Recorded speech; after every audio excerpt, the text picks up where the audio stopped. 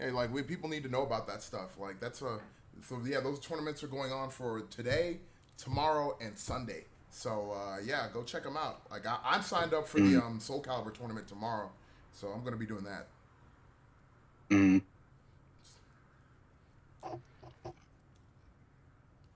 So now that we have Brian back, so what were you saying earlier about KI?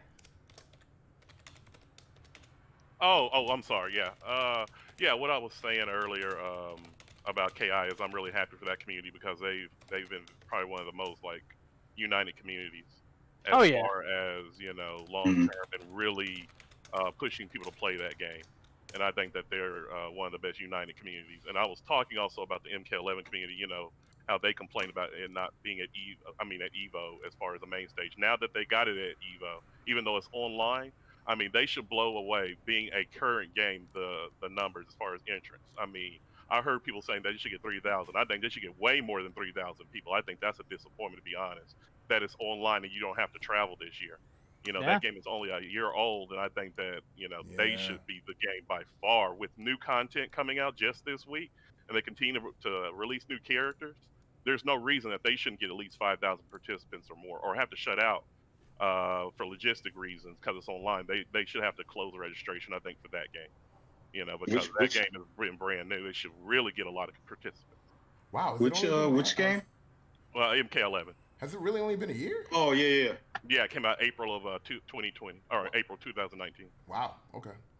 Yeah, the new content that they're dropping, Yeah, man, it's pretty crazy. It's pretty yeah, crazy. yeah. So that's what I'm saying is that it's really good content. So I mean, as much fuss as we all heard after the Evo release, back in February, there's no reason that game should not get a huge turnout of participants. Yeah. Compared to the other games that are at least 3 or 4 years old or more. Mm. Yeah, I know I was giving, giving that game a lot of grief, but mainly it was the community. Like the game Yeah, itself, Ed Boon is I'm great. not mad at the game, Yeah, but it was the community that turned me yeah. off from it. So, Yeah, no, it's but not. I'm Ed gonna Boon be. is a great developer. I mean, there's Mm, nobody probably better as far as communicating with the, people who play the game, and trailers are incredible, as we all know. So yeah, it's the yeah. community, like Chris said. And I already And it, saw people talk about MK12 this week. I yeah. was like, come on, guys. Yeah, Yeah, that's a little. come Wait, on. It's a year MK12. Hold old. on. They Yeah, got it mixed oh up. They got it mixed up. man, I actually Injustice saw is somebody next. saying that, talking Injustice is. about What what are you they talking need. about? MK11. I actually saw that Injustice on 3 is Twitter. next. I saw somebody on Twitter talking about what they need to do for Please send that to MK12. me. I will. Please send that to me because I I will will. destroy them. I Oh will. Talking my about god. MK12. Yep. Injustice 3 Yep. It is only took a next. year, guys, for the NRS community to sit there and already talk about That's MK12. that's why Sonic Fox said they're trash. All 99% of them I have trash. hopefully I didn't miss that topic. Hopefully I No, didn't yeah, miss that. yeah. Okay, good. Because But yeah, let's get into that, Chris. yeah, I mean it's that's ridiculous because it goes Mortal Kombat, Injustice, then Mortal Kombat, then Injustice, not Mortal Kombat, Mortal Kombat. Yeah. Sorry, bud. Yep. Sorry, that's Congratulations not to that person happening. I saw have MK12 already And as I a and I'm success. I'm a screenshot that because when they announce Injustice 3, oh, I'm finding him. He better hope he's not on Twitter. I'm finding him. I'm saving that receipt. So please send that to me, That's please. that's the only community that sits there and wants a new game when there's new content coming out for the current game. MK12. No, we got Injustice 3 coming up. Yeah. MK12. That's Yeah, ridiculous. when I saw that, I said that's the best definition of the NRS community. No matter who they give them, Terminator, RoboCop, Shiva, it doesn't matter. They are Mhm. gonna say it's not enough. It's never enough, Yeah. bro.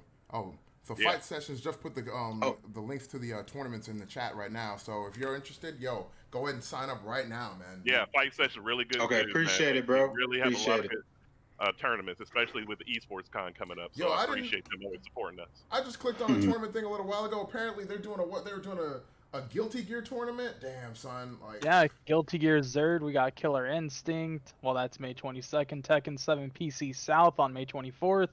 Soul Calibur, which I could see you entering on the 23rd. yeah, man. Like I'm in there, man. I'm in there. I'm in there. Oh yeah, we're gonna have to keep watch, man. Make sure we tune in. Definitely. Let's see. But what's the call? With all those people who complained, like you said, about Mortal Kombat 11 not being Yeah. being there on stage, well, I better see all you guys in bracket. Yeah, exactly. You know, there's no reason that they shouldn't be in bracket and really, pushing this game, because Ed Boon does a great job for your community. That is one thing they could never sit there and say, is that Ed Boon does not come out with fresh content every month. Oh yeah. Every month they have trailers, and they also have their own combat cast, which is a great, thing. I wish as a Sam Show player we had something like that. Yeah. Yeah. So you can't sit there and say that they don't get that the Ed Boon doesn't give them a lot of platform and a lot of love. Yeah. Like Mortal Kombat's great, just the only thing I dislike about it is the pacing, and to me the controls feel stiff. That's for me at least. And then on top of that, we all know this, Ed Boon shows up to the tournaments. He actually shows up to tournaments. Just, yeah. And not just EVO. He's shown up to final round. He's shown up to Combo Breaker CEO in the years past. So, I mean, you cannot say he does not support the community. So for somebody to sit there and talk about MK12, that's a real disrespectful, comment, I feel like. Yeah, I'm like, MK12, I'm like, bro, like, are you kidding? I mean, like, all the stuff, all the DLC and stuff that they get. I mean, bro, I'm about to buy the game just because they put Shang Tsung in the game. Bro. Man. They put everything. Bro. They give them what they want. Bro, they're giving us not only, they got Shang Tsung, they got Fujin. We haven't seen him since trilogy. Yeah. Back on original Xbox and PS2 days. Like, come on. And they're still. That's what I'm saying. And I don't ever see any kind of real kudos to him. To Ed Boon. Do you guys ever see kudos? All I ever hear about is why didn't they put this character in there? Why didn't they put that character in there? See, they mad because they put my girl Shiva. She's finally in, and Melina's dead. Sorry, he killed her off. Yeah, hey. Melina's not coming. Yeah. That's why they're mad. Oh, okay. Melina's not okay, coming. And then they'll say her hair doesn't look right when she does come, if she's in it. So that wouldn't impress them. They were like, every time he would like post just about anything else, they would always bring up Melina, no matter what he was talking about. Like, oh, Melina. No matter what type of post, they would always just blast it with Melina, and that's very disrespectful. Very disrespectful, just to blast. I mean, I can understand like every now and then, hey, what about this character, this DLC? But you're just straight, just harassing him based for it, So I don't blame him for killing her off. Wait, what? Wait, what? Huh? What? Well, I didn't say what happened? Do I need? Hey, Melina's dead. He said it himself. Melina is dead. I don't care about Melina. I hope when they bring back Ferritor, man. Like, where's Ferritor at? Nah, he ain't coming back. Ferritor ain't coming back. What's it called? Yo, what's the beef with Ferritor? I just don't get it. Somebody explain it to me. Bro, that's like asking for El Forte in Street Fighter 5. Yeah. El Forte definitely coming back. Yeah. I'm sorry, bro. I'm sorry. I don't know, man. I don't know. You asking the wrong person. I don't know. I mean, you know what? The thing is, I never understood what the huge problem with El Forte was either. So you're gonna have to explain it. You're gonna have to explain it to me, so I understand. Hey, he didn't make the cut, bro. That's like Dan coming back, bro. Is Dan coming back, Chris? Dan ain't coming back. No. Dan actually, he's every time you go into the shop on Street Fighter 5, his newfound sister. I didn't even know he had a sister. Always randomly or mention his name. She'll be like, Dan Hibiki comes out next, but we still ain't seen him. I'm like, okay, yeah. Well, I guess they're just trolling us at this point. Season 16 of Street Fighter 5. Season 16. Season 6. Or please no. I'm telling you.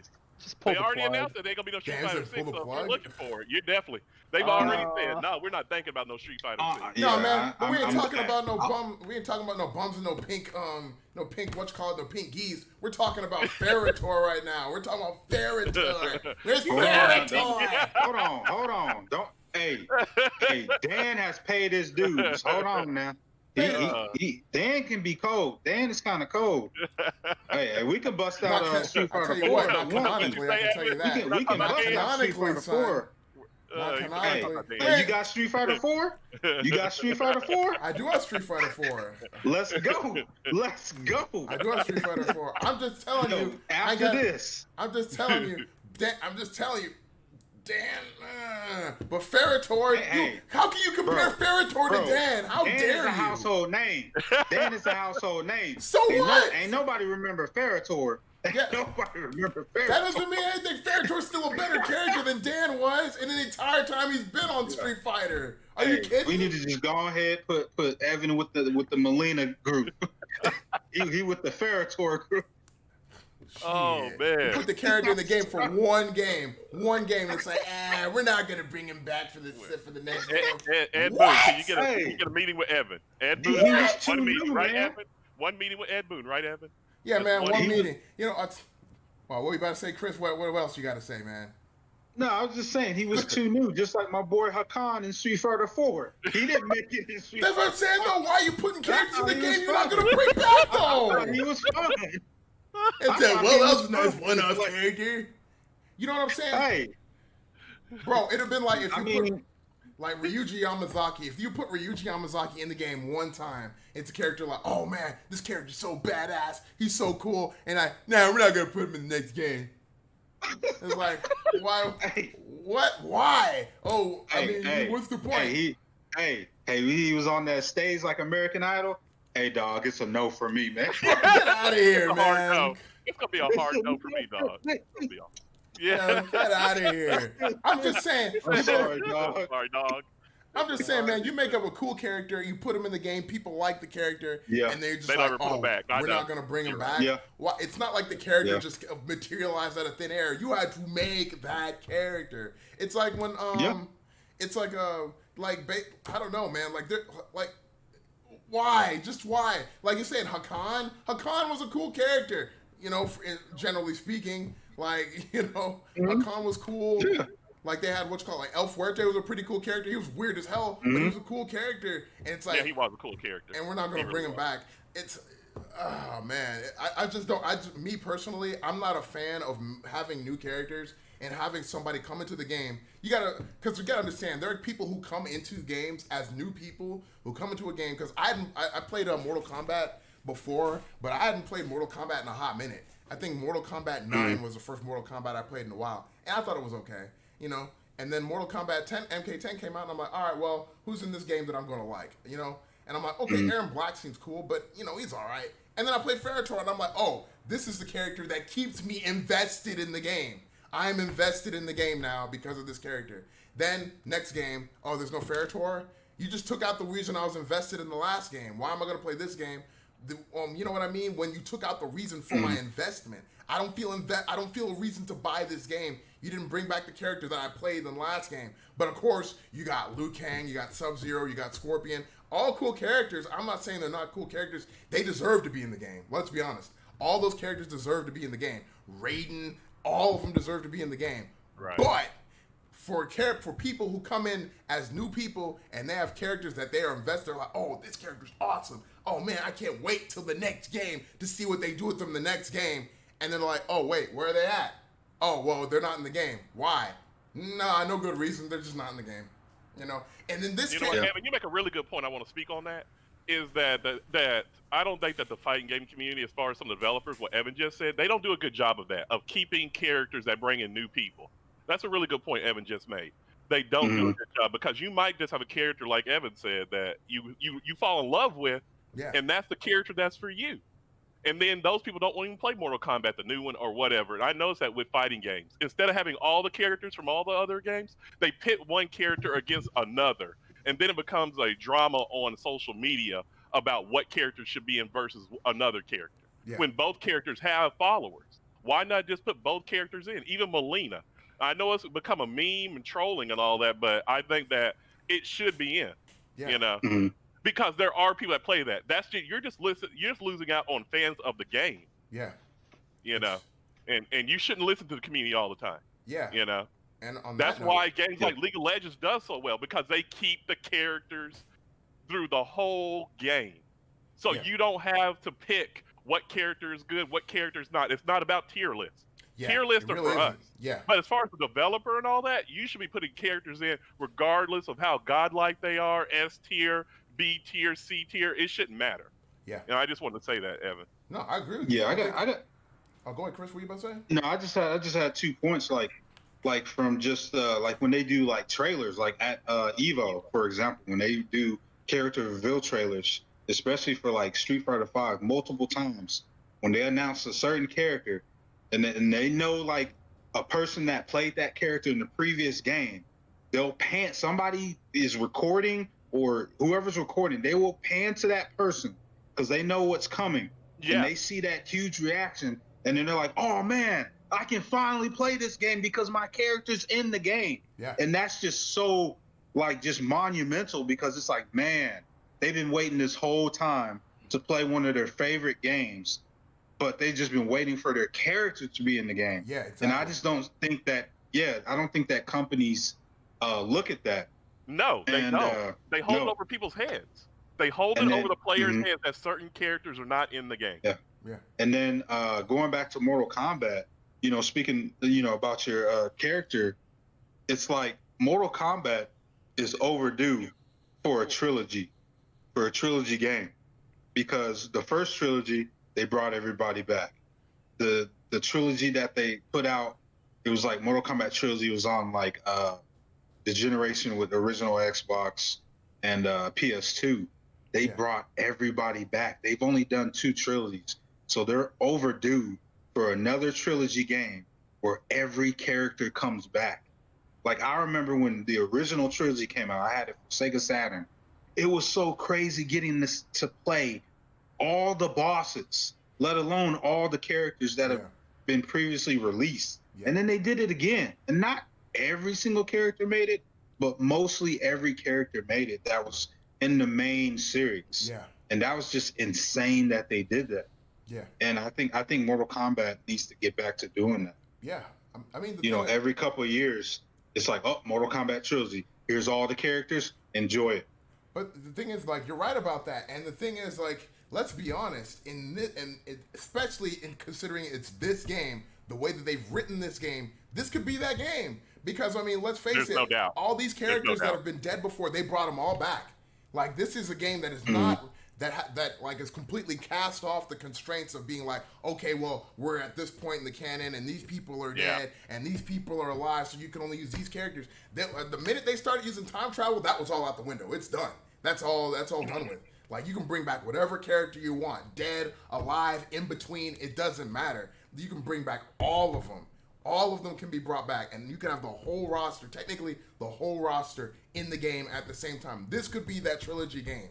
Like, I mean, it might not have started out that way, but it could definitely turn into that. I mean, maybe they might have plans down the line, but but even if you're not going, let's say that this isn't that game where they're going to be like, all right, it's not like, trilogy or Armageddon or something like that. Like, let's say like there are certain characters. I mean, especially right now, you can just be like, hey, which characters do you want to see brought back? Which characters want a popularity contest?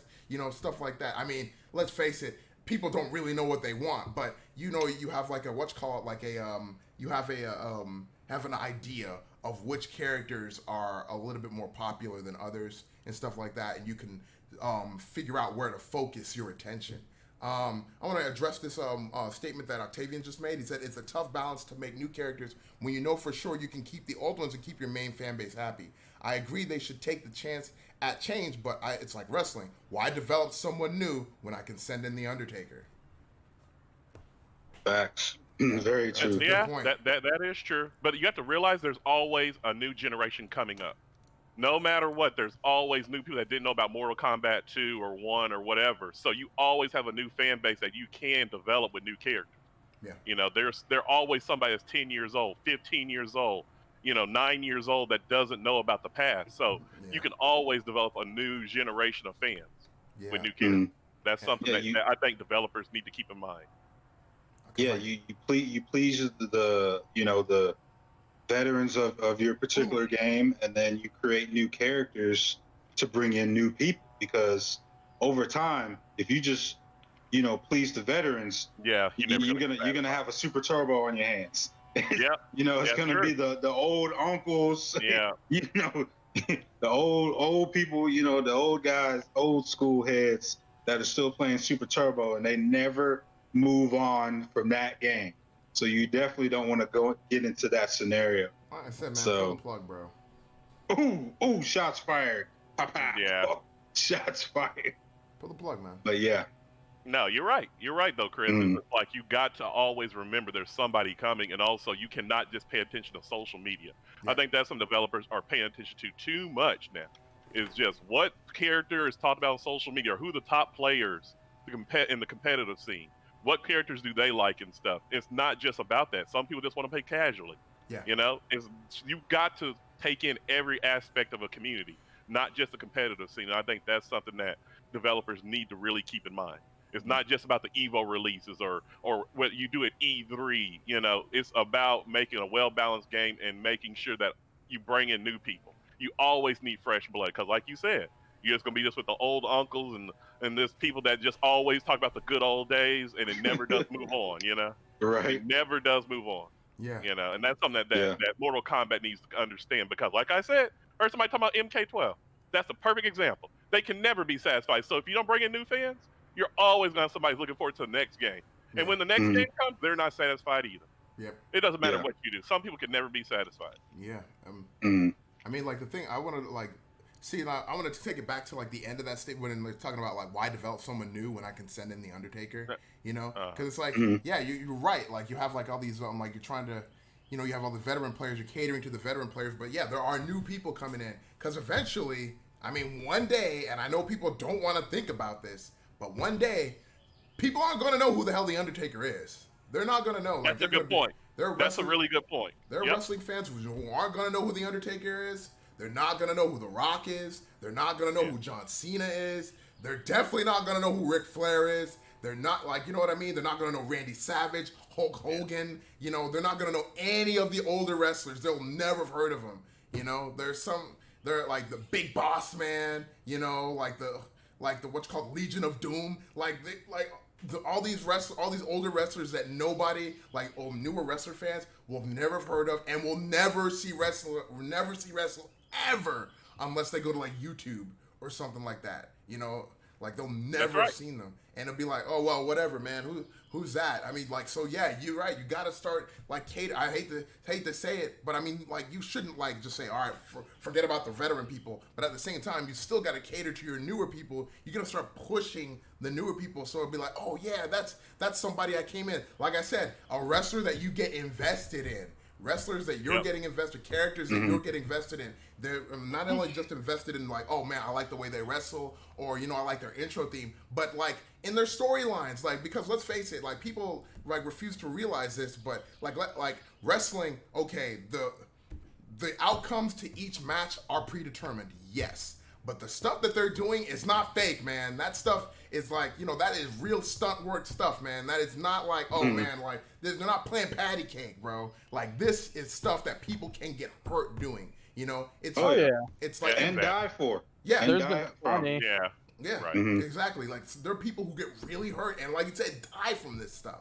It's important. Mhm. So, you know, I mean, like I understand, like people say wrestling is quote unquote fake, but it's like it's not even the wrestling that's fake. It's just the outcomes are predetermined. There's really not a whole lot fake about wrestling because people sacrifice their bodies for this stuff. Like if you're gonna say wrestling, and you can say like, I mean, it's like the physical activity in wrestling is just as real as any other sport. It's pretty much just as real as any other sport. Basketball, football, soccer, baseball, all of it. It's all real. You know, it's all real, you know?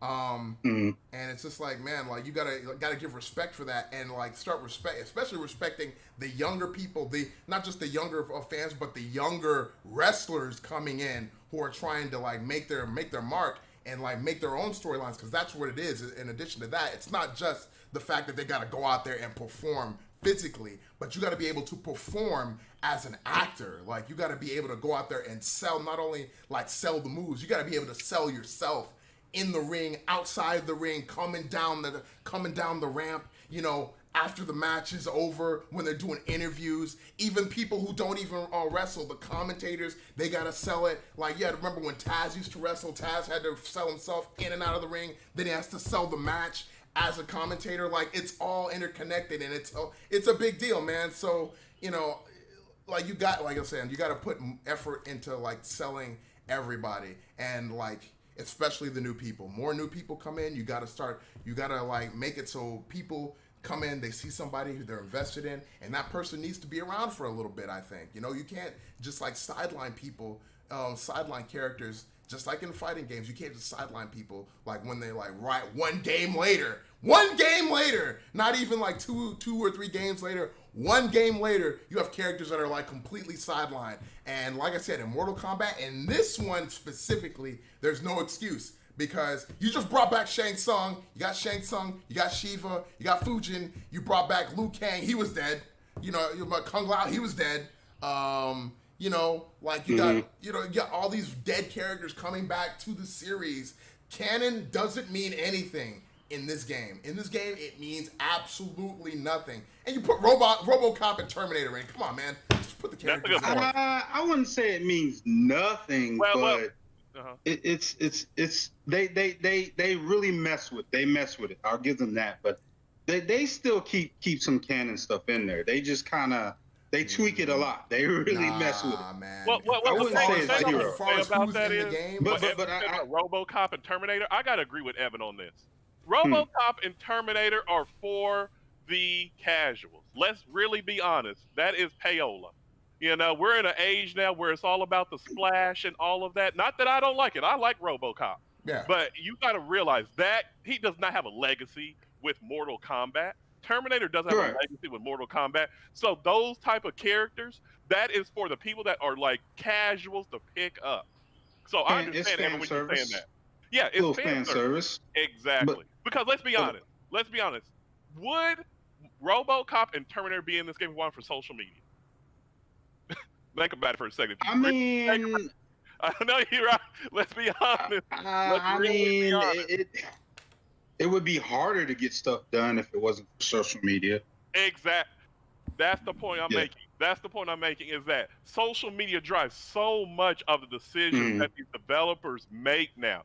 And Terminator, I've seen Terminator and RoboCop by the hardcores still get a meh. They still get a man. And the people who are casual, they'll play him for a little while. They'll play RoboCop and Terminator for a little while, and then those drop. And you know how much money they spent on those two characters, making those characters and getting the license and all the permissions they need? So I understand where you're coming from, Evan, when it comes to that, because it's just that they don't keep characters that were really part of the game and the legacy of like Mortal Kombat, and then they go out there and get the fan service, like you said, Chris. Hey, let's go get more Terminator. Hey, let's go get RoboCop. So they can get GameSpot, IGN, all the gaming media and mainstream media to follow their game. I mean, let's just be honest. I'm not saying that they shouldn't do these characters, but that's what it is. No, exactly. I got one thing. I got to do this because Octavian, this means war. What you said? Oh yeah, John about John Cena's Cena. been the best thing since sliced bread. Better than anybody. John Cena is the man. But this Evan, is for you. Hold on. Uh-oh. Okay. This is for you. Let's go. Hold on.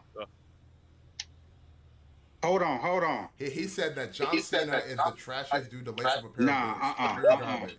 That's what No, sir. Oh, send the dress. This means war. This means war. I think Evan's on the way to your house. Not Evan, I mean Chris. Hold on. This means war. Hold on. This means war. Real quick, after Chris is done, I want to address what Fight Sessions just said. Hold on. This means war right here.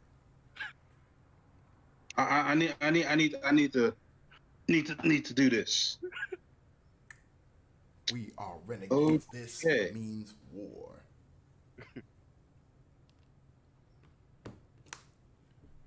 Well, I'm gonna have to do that a little later. But this means, it's like means war. That's the sword of Damocles, yo. Fight Sessions just said, he said, before this pandemic happened, wrestlers worked every week and they got no breaks. They wrestle all year long. Yeah, man. It's a tough job. It's not easy. It's not an easy job to do. And let's be honest, man. If you're an older wrestler, especially like The Undertaker, it's not like you're getting any younger. You know what I mean? So like people are kind of like wrestling fans come into the genre and they're watching the shows. and people are like, oh man, but you know who's really great? The Undertaker. So in some ways, not only are you carrying the expectations of like just like the veteran watchers, but now all of a sudden you're carrying the expectations of the younger wrestlers who are coming in, and I mean that's a lot for like an older wrestler to have to do, especially when you're thinking, man, I'm thinking about retiring pretty soon, and Yeah, you don't have the will like you used to. Yeah, it's just being human nature. You just don't have the will. And they're expecting to see you at like weekly shows and especially at like WrestleMania and stuff, WrestleMania, SummerSlam and stuff like that. It's a lot. It's a whole lot. And it's a lot for a younger wrestler. It's a lot for like somebody coming into the industry. So you can imagine like what kind of like the kind of like wear and tear that puts on somebody who's been doing it for like 30, 40 years, man. Yeah. Like it's crazy. So yeah, man. I just have one thing to say. Uh-oh.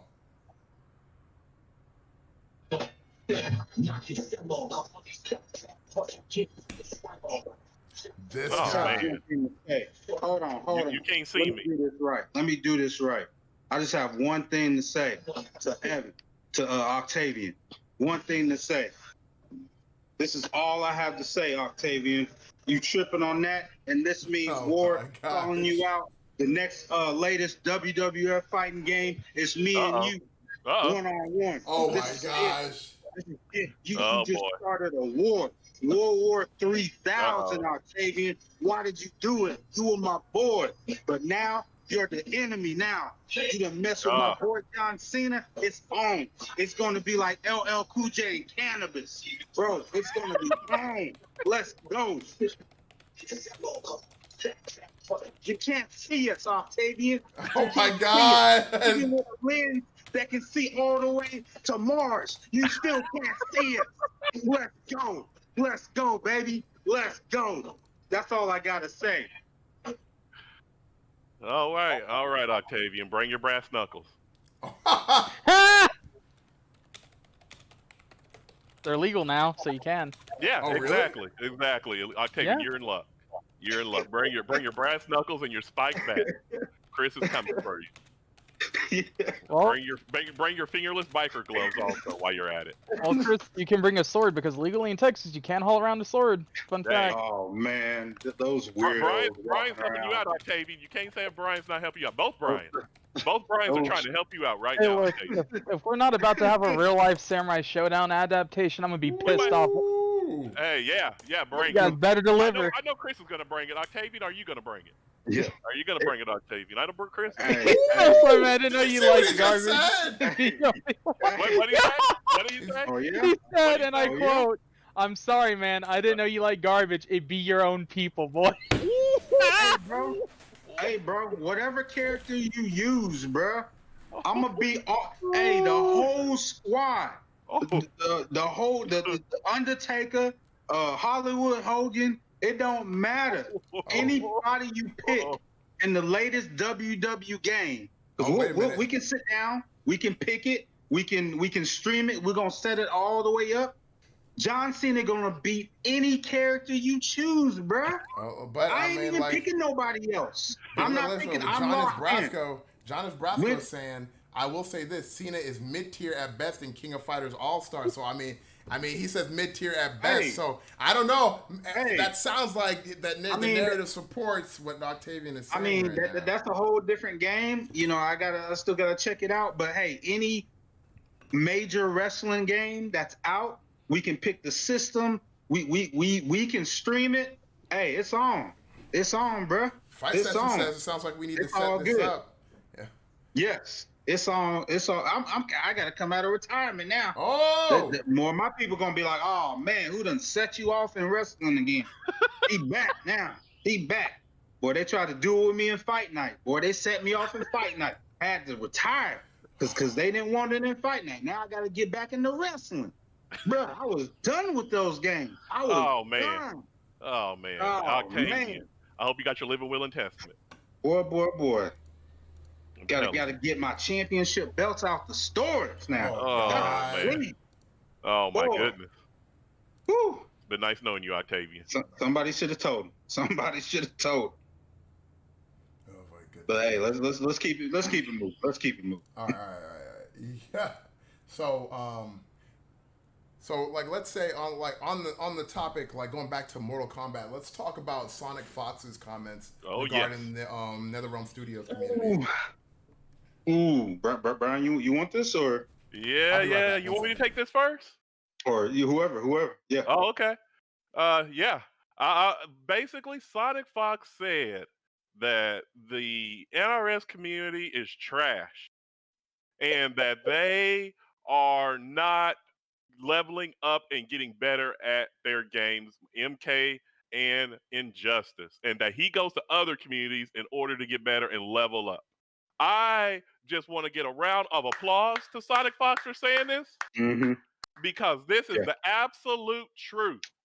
This dude labs like crazy. He may be a prodigy at games, but he works and works and works. I've seen it in person at EVO myself. I've seen it at DreamHack. This guy is always playing games and always trying to get in the lab and get better at something. And the NRS community, I think we all would agree, is the most complaining community and always wants to blame it on something else instead of their lack of training or ability to be better at games. So what Sonic Fox said, I completely agree with. Yeah, it could have maybe said a little bit more eloquently, but overall, it was the absolute truth. And when I heard this, I had no problem with it because they need to be called out. Let's be honest. They need to be called out. And he is the best. Let's just be honest. His track record is godlike. So what he said, I think, is the absolute truth because I know I've been with Evan to events, been with Chris to events, and the NRS community is always the one that's complaining. They're always the one.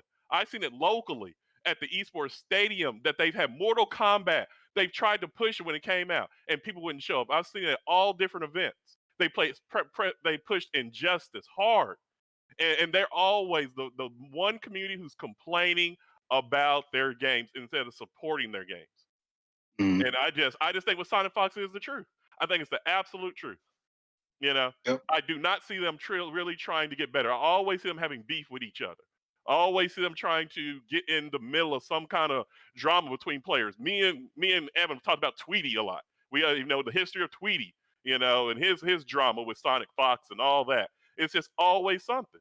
And I think what he said, if you're butthurt about it, get in there and lab up. Get in there. Hey, you got a shot. We all know. But that guy holds the community together. I think we cannot disagree with that. I think Sonic Fox holds that community together and really shows that certain characters can be playable because they always say there's some character that's not good, and he switches it up and wins with that character. So I just give applause to what Sonic Fox said. You know, Chris, I know you want something to say about this also. Yeah, because it's kind of like they don't like his tier list, and then they'll say like, "Oh man, this character sucks," and then he'll turn around and use that character and win. So it's just like, what are you guys doing? Obviously, there's a major disconnect. The whole half of the community says the character sucks. This dude turns around and wins tournaments with that character that they say sucks. Like, he's got to be right. And you know, if it's the same top 8 every time, same, you know, losers finals, winners finals, grand finals, if it's the same, and if you guys don't suck, then hey, we should see a whole top 16 should be totally different. And if it's not different, then he's right. So, I mean, prove him wrong. Prove him wrong, because like he said, if he's not number 1, he's only dropped, like he said, like this season or like the last couple of tournaments or whatever it is, that he's only dropped 2nd. So if he's not 2nd, he's 1st. Yep. So, I mean, that's literally right there. That's literally right there. The only people that change is the 3rd spot. 3rd place is the only one that changes. So that should tell you something right there. Yeah. So I agree with him. So prove him wrong. Damn. Yeah, that's all you can do is prove him wrong. That's it. Because he literally was on stream. That dude was talking. He was like, you know what? 99% of the everybody that's watching right now, you suck at the game. He said, you suck at the game, no cap. You don't lab, you know, you complain, and, you know, you don't like my tier list. And he's like, I lab. So that's what I'm going to do, because he knows that the community is not going to lab. So that's why he does it. So, ooh, that's some major shots fired. Yeah, the Major. truth hurts sometimes. I mean, he just told the truth. I mean, this is the one time that I can't agree with him. Other than that, I think he's a shitty person. But when it comes to games, yeah, he's right on that one. Most of the communities just bitch and moan. They don't go out there lab. They don't do shit. They just kind of sit there and complain. So, good on him for that one. Someone had to say it with a voice. Mm-hmm. Yeah, it was finally need to be said because, they just don't really level up in the way they should. Because, like you said, Chris, I'm glad you said it's always the same top 8. If you look at any MK11 tournament, it's going to be the same top 8. They may change 3 through 8, but those same 8 people are going to be in top 8. You know, and it's going to be either Sonic Fox win a tournament or Sonic Fox win a tournament. That's it. Yeah, that's just the truth. You know, I want to give a shout out though to Ninja Killer. That is one player that deserves big kudos coming out of nowhere this year, and really, taking it to Sonic Fox every time they play, and not just asking for an autograph or just praising him. He really tries his best to, really get up there. Now, he really has become, I think, the second best player in MK11, being a young guy. And I think he really does take the approach just like Sonic Fox to really get in the lab and become a better player. Yeah, somebody made a little mini documentary about him, so I definitely recommend watching it. It was really good. Yeah, I did see that. Mm-hmm. Yeah. But besides those two guys, I mean, most of these guys, they just, praise Sonic Fox and want to be, in his fan club, and they don't really get in the lab and really, grind it out the way they should, just like he said, but I think it's basically him and Ninja Killer that really get in the lab, really test out the new characters, and really just don't stay satisfied with being where they are. Mm-hmm. Right. Yep.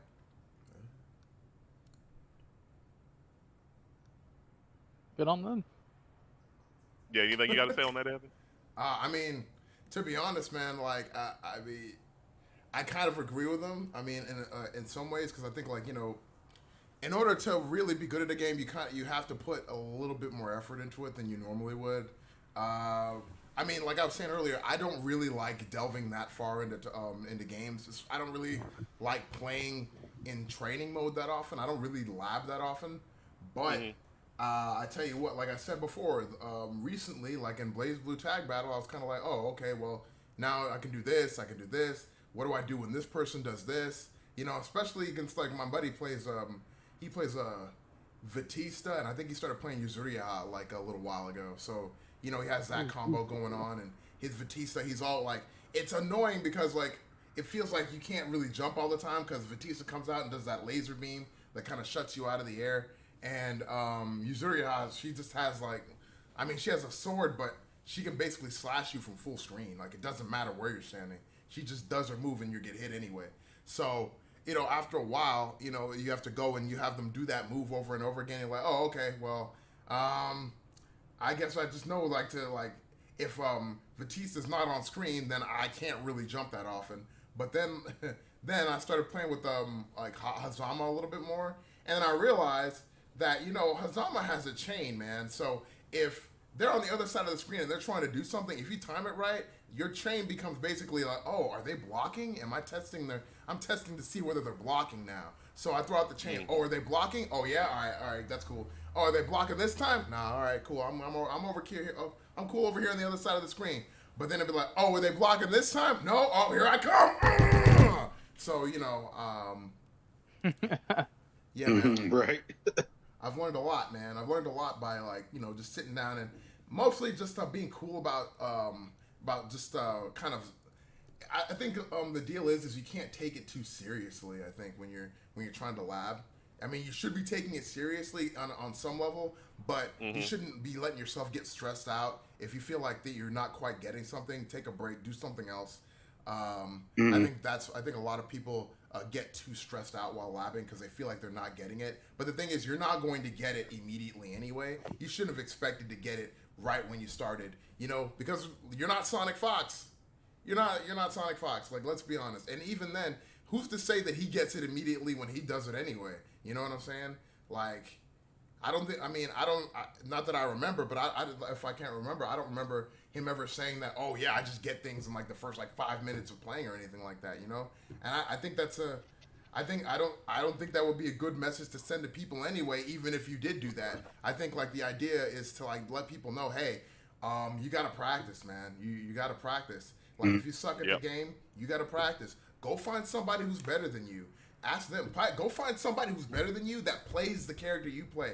I found a bunch of people that in like I went into this one Discord. It's called HSU. I'm not gonna tell you what it stands for, but like it I met some it's actually a Discord for monster hunting, but there's a bunch of Soul Calibur players in there, and one of the one Soul Calibur player named Sid Highwing, he got me in touch with another guy named Gorash, who's a really good Astaroth player on Soul Calibur. He's really good, and there are a couple of really interesting things that I learned from Gorash. Now I haven't learned everything because it takes me a little while to learn stuff like that. You know, it takes me a while to for me to click.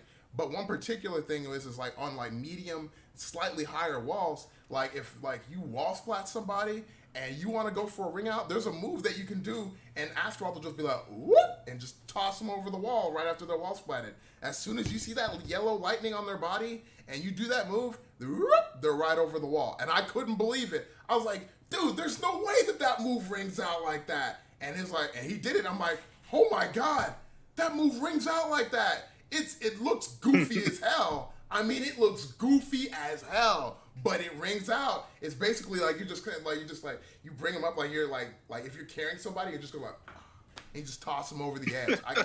I couldn't believe it. I'm like, my mind was blown. I'm like, dude, that's not right, but it is right, and it works. I did it to Sid Highwing a few times last night when we were playing Soul Calibur. I was like, bro, this is disgusting.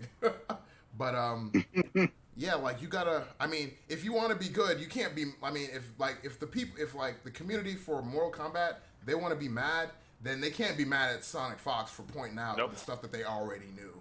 They already knew. It's not like he gave them any new information. So I mean, you know, it is what it is. You know. Let's see. Hold on. The Bop wants to know what XP said about the Bop. You're talking about last night? Oh, I was like, so the Unparalleled, real quick, this is completely off topic, but Unparalleled Bop is an Among Us player that came into my stream a few days ago, and the Unparalleled Bop speaks is a very interesting person, you know, and I felt like Unparalleled Bop made a really good impression a few days ago, you know, and I was talking about it last night before they came into the chat again. So I was like, oh yeah, you know, Unparalleled Bop, you know, a very interesting person that made a really big impression coming in. You know, this has nothing to do with fighting games, but you know, I just thought the Unparalleled Bop deserves a little bit of attention for being somebody that came in and was just like, I was like, oh, that's an interesting player. I wonder what they're doing right now if they're going to come to the stream today. But I thought it was interesting that Unparalleled Bop showed up for this, so that's great. Good to see you. Welcome. Hey. Welcome. Yeah, definitely appreciate it. Mm-hmm.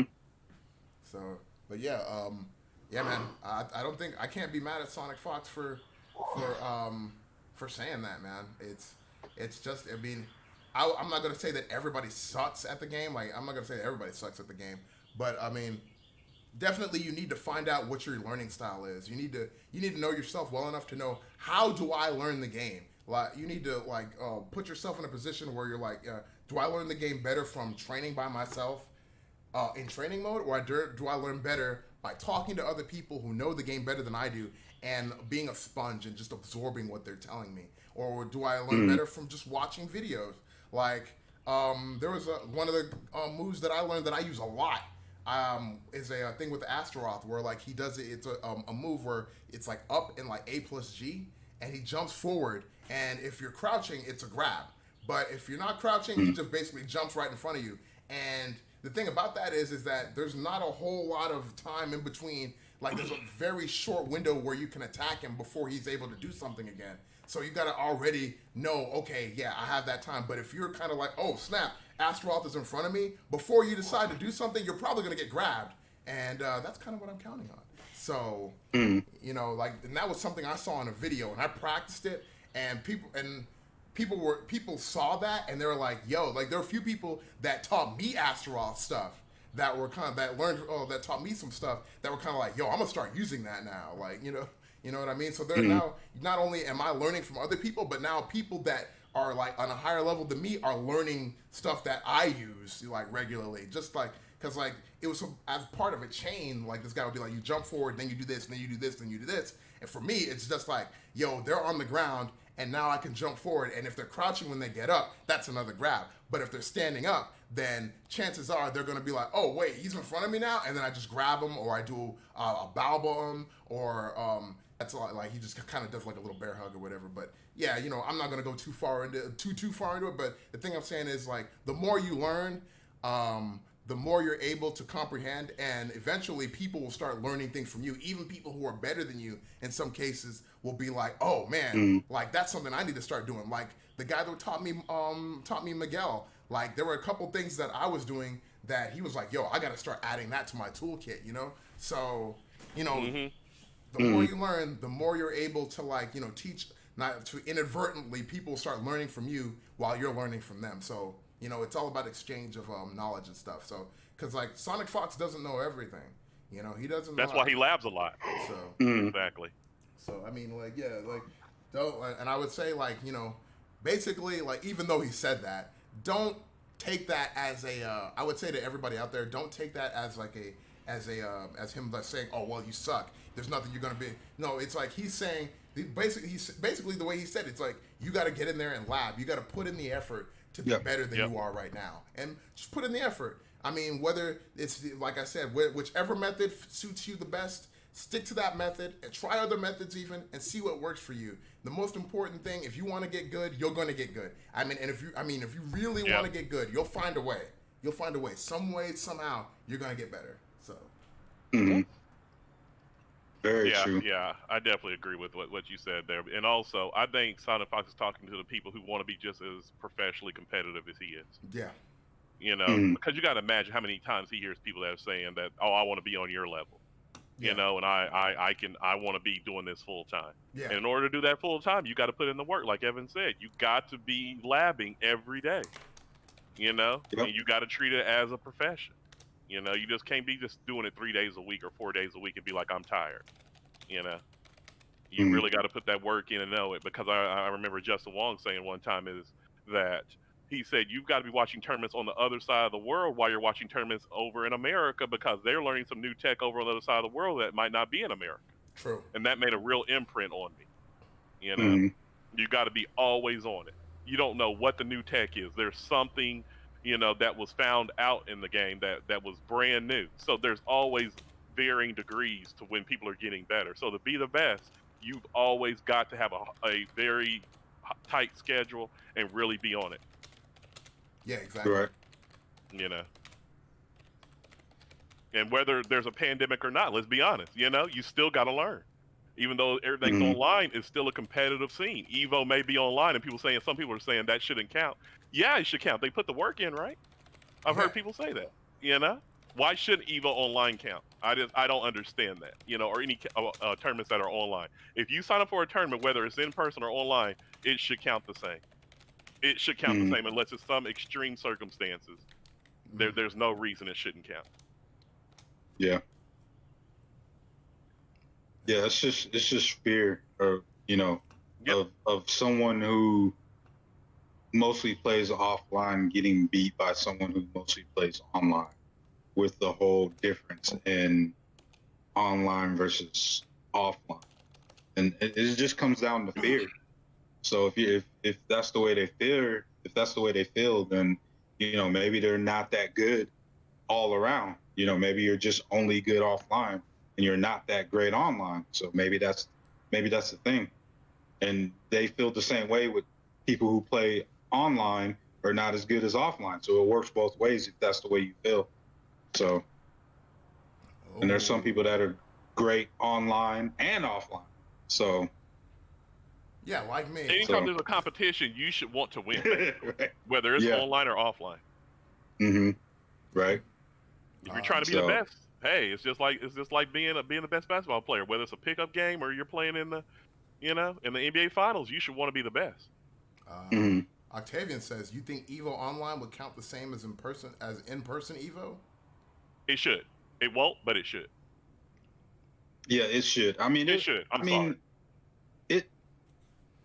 If you give everything in account as far as atmosphere, because you're gonna be in being at home and being in a tournament is way different than Yeah. being at a different place in person with a couple of hundred people around you, and you're right next to the person or right across from the other person. So there's gonna be a difference, but as far as pure skills, Thank there you. shouldn't be a difference. It's the only difference is how the game is being played, or the location, if that makes sense. The location of where the game is being played. That's the only difference. Your skill shouldn't change from online and offline, and if it does, you got a serious problem, and no one else can fix that but you. If your skill level changes, I'm not saying the game itself changes, because of course, yeah, playing online versus offline, yeah, there's a difference. But as far as your skill level alone, if that changes, you're the one with the issue, not whether it's online or offline. So I definitely agree with that. Yeah, it shouldn't change at all. It should be the same. And I think a lot of people are afraid of failure and putting themselves out there on that level all the time, whether it's online, offline. Yeah. And there's no reason that Evo Online should not account the same, because it's a competition, right? Yeah. It's a competition. yeah, So Yeah. why should that not count? Because I've heard a lot of people sit there and say that Evo Online shouldn't count, and I think that's the most ridiculous thing. Yeah. I really do. Mhm. Yeah. I think Because Yeah. if there was no Evo, period, people would be complaining. Let's be honest.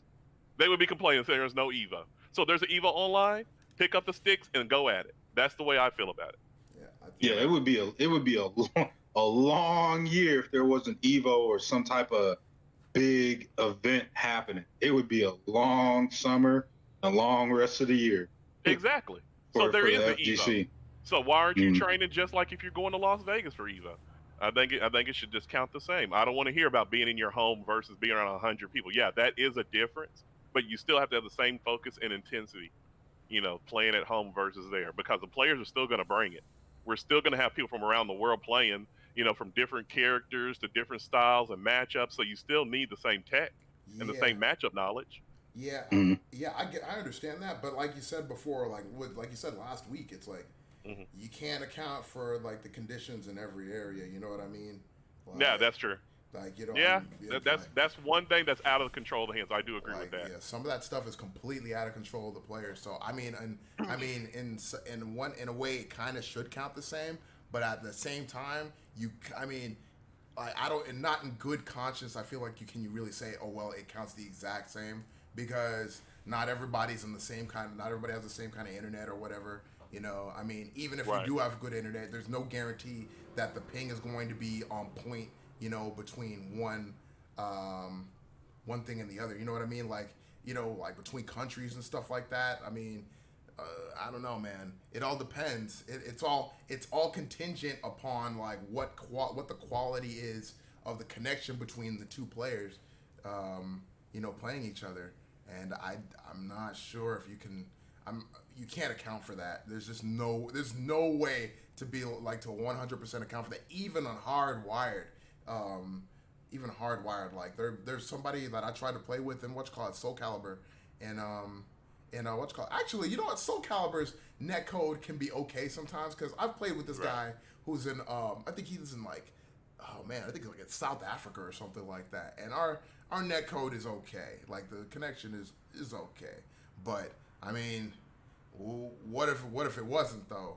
You know what I mean? What if it wasn't? What if it I'm just not going to take away credit. If whoever wins Evo Online for all the games, I'm not going to take no credit away from them. Yeah, man. You I'm can't not. really take any credit away from them, but at the same time, it's just like, dang, man. Like, what if, like, you know what I mean? What if there is like some heavy lag going on and stuff, and you're just kind of like, at one point, one of the players is just going to throw up their hands like, bro, this sucks. Like, how am I supposed to play my match? Yeah, like that can this? happen.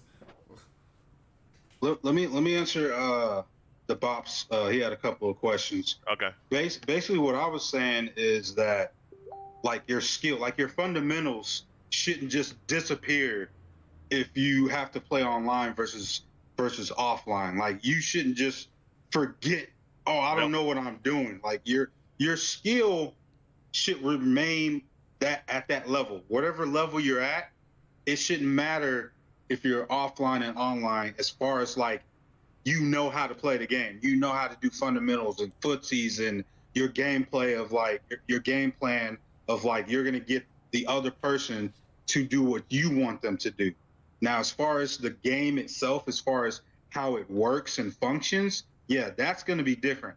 Your atmosphere, yeah, that may be different. Like as far as being, you know, in your home setting versus being at a tournament. But some people are super nervous going to a tournament. They might be more comfortable at home.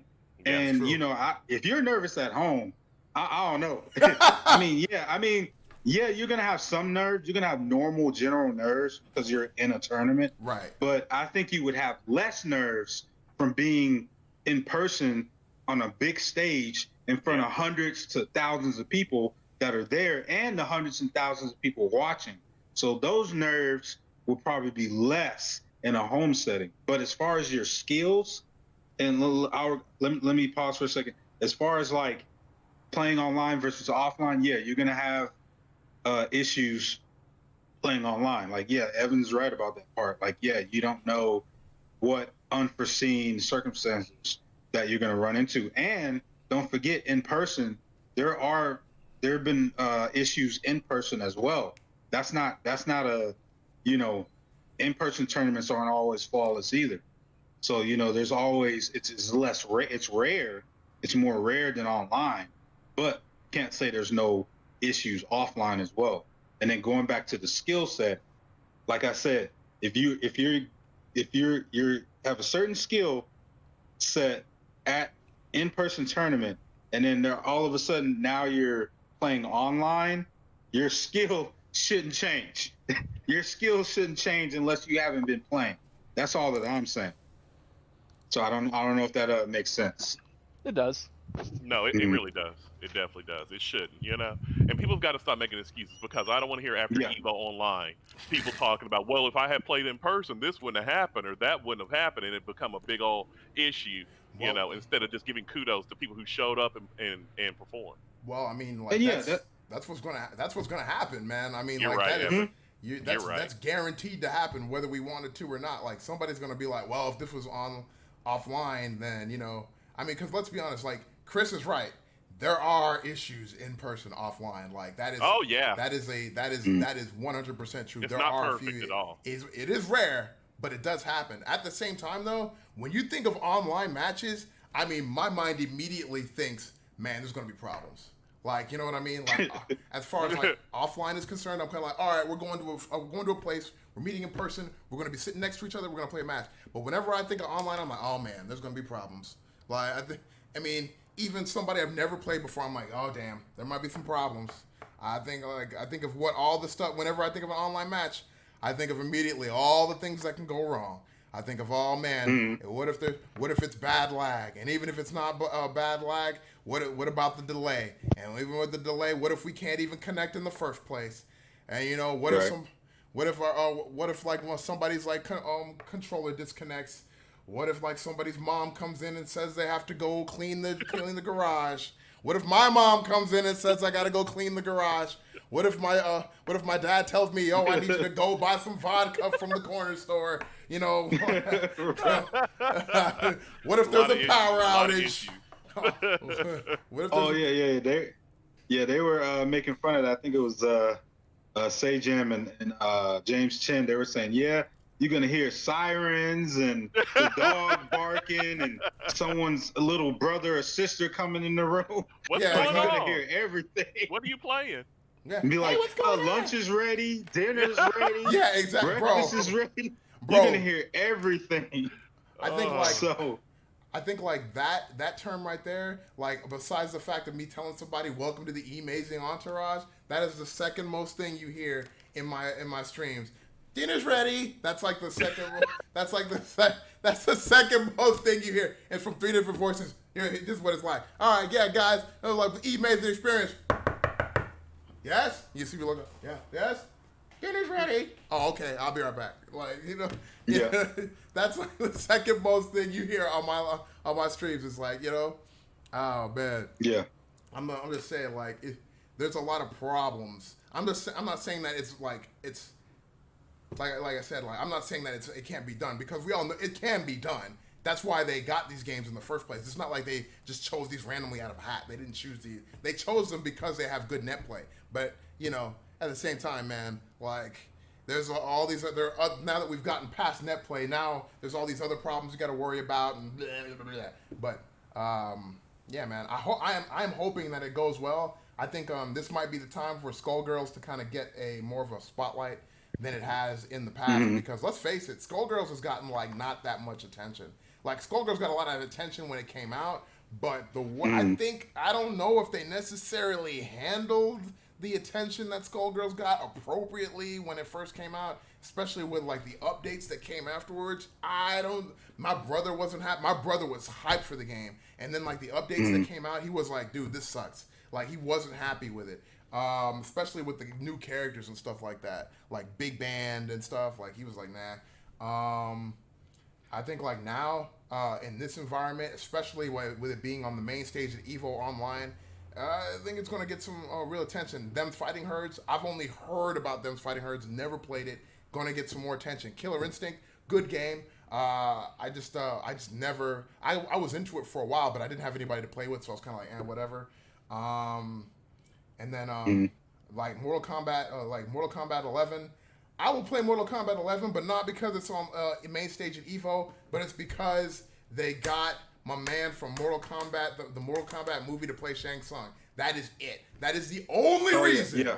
That is the only reason I'm going to get that game now, is because of Aftermath. Otherwise, I would not be getting that game. So, I mean, we'll see what happens. The environment is changing. The landscape is kind of changing right now. So I'm like John was saying earlier, this is like, I mean, we've been saying this for a while too. It's like, this will get people to really look at their netcode, which they should have been doing from the beginning. This isn't like, oh, well, now we should be looking at our netcode. You should have been doing that from the beginning. There's no excuse. There really is no excuse. You should have been accounting for this from the start, because not everybody lives like 10 miles away from each other. Like, if people live hundreds of miles away from each other, and you should have been doing something about this the entire time. So, I don't know. Yeah, you're right about that. They should have been. Yeah, nobody. Yeah, like Unparalleled Bot says, nobody will barely admit that they are just bad at the game. So they will think of every excuse in the book and out of the book. And let's not forget hackers. Then Octavian says, many online tournaments have had a bunch of DQs because of online. The Cuddlecore Cancer Online event had many DQs. Now Bob says they had a story about that. Says Bop was playing a game and they were playing against a rager with a mic. Oh boy. The kid called Bop all sorts of names. Then the Bop hears, if you say one more effing bad word, I'm going to beat you. Oh my God. The Bop has never laughed so hard before. She almost fell out of her chair laughing. Jesus. Yeah. Oof. Well, EVO has a lot of DQs anyways in person, because those 10 a.m. brackets, I was there last year. I mean, it was so many DQs, so I don't think that's going to matter. It's DQs regardless. Yeah. Yeah. Yeah, it probably gonna be more because it's online, but I mean, DQ. Better set that alarm. Yeah. Better set that alarm. Yeah, I think like the DQs. I mean, the unfortunate thing. Even in our tournament, like in the Rivals tournament, like there's like a lot of people come in. I mean, it's in the middle of the day. It's in the afternoon. It's not even like it's like early morning. Like it's It's like you just come in. It's like 1 o'clock. Earliest. It has nothing to do with being online. That's just self-discipline. Yeah, I mean, and it's not even like there's like people in Los Angeles, like having to wake up and get on the game. This is a Texas-centered tournament, Texas-centric. So everybody's pretty much in the exact same time zone. So everybody is like signing up at 1 o'clock or being in coming on at 12:30 before the tournament starts. And it's like, I mean, so it's like, how are you letting yourself get DQ'd when it's like basically in the middle of the day, past afternoon, just come in. Ugh. I don't know, man. I mean, in that kind of case, man, it's like 10 a.m. I mean, you just gotta be on point with that, because like you can't be out like at all hours of the night, you know, like and in Las Vegas, like gambling and stuff, man. You gotta have your watch right there. You gotta take a watch and put it on top of that slot machine so you know what time it is. It's like, oh man, I'm here at like 8 p.m. All right, what time is it? 5 o'clock. Oh God. Right. True. No, you're right. Yeah. And then going back to the whole what Bob was saying about the hackers or cheaters, Jameson and Ultra David were mentioning this, and they were saying like, how are you gonna check people's like custom fight sticks or controllers that you're not really supposed to use, and then how are you gonna check like people with like either they're banned from tournaments and like multiple accounts? How are you gonna check that, bro? I remember they did say that. Yep. That's a good point. Because somebody made a meme, or they were saying something about how Cero Blast and LTG are gonna, be in grand finals under different, names. I was like, dang, grand finals, that's never gonna happen. Yeah, it's not gonna happen, but they could enter, and yet they would never really know. Like, how are they gonna check all that? That's a good point. You're That's right. a really good point. But the only combo we know LTG knows how to do is with this controller. You see this? It's hold down the home button, up X X. And he's good at it too. Quick with it. He does it quick. For those that don't know what that is, that's close application. Mm-hmm. Yeah. Wait, what? Dennis Rodman did what? What are you talking about? Dennis Rodman did it. Who's that? American basketball player. Yeah, man. That's or is a legend. Yeah. But yeah. Yeah, you're right. You're right, though. But he's best known for his awesome acting career. Ooh. Ouch. I put it. Hey, man, he's been in more movies than Michael Jordan has. Hey, we're not going there. We're not going there, bro. What? We're not going there. You already know why. You already don't even front, bro. He said more than Michael. Don't even front. You already know why. You forget your birthday stream? Don't even keep it moving. Keep it moving, bro. Keep it moving. This guy. Oh boy. Oh my God. This guy right here. Oh man, Space Jam sucks. Hey, that's it. That's it. We about to find a copy of that Space Jam game, and we going at it. Oh my God. Oh, I forgot that was a game. I forgot it was a game. Yeah. Oh my God. You used to rent it from Blockbuster. Oh man. I forgot it was a game. I almost forgot it was a movie, but then I remember. Oh wow. Oh, okay. Oh wow. All right, bro. All right. Oh man. Oh, but yeah. This guy. So you said Aftermath trailers? There's more Aftermath trailers now, or what? Yeah, they did the Mortal Kombat guys did a stream just talking about the different moves, the changes that they've done, and just going over the new content. They showed some gameplay, and then there's some new trailers out showing gameplay trailers, the RoboCop versus Terminator, all the new characters, the story trailer. So yeah, they're definitely going all out with the content. Okay, hold on. All right, hold on. All right, so I got an idea. We're gonna watch this, and we're going to do some on-stream commentary of of these trailers while they're going on. How about that, huh? Mm-hmm. I want to see this. Hold up, let me get this. Let's call it up real quick. What is Combo Breaker supposed to be throwing? Having a retrospective. Yep.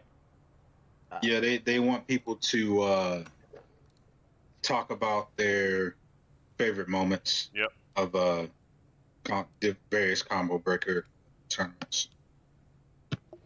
Like talk about them and post about them. Hey, hold on a sec. Let's do this. Let's see this. Oh no.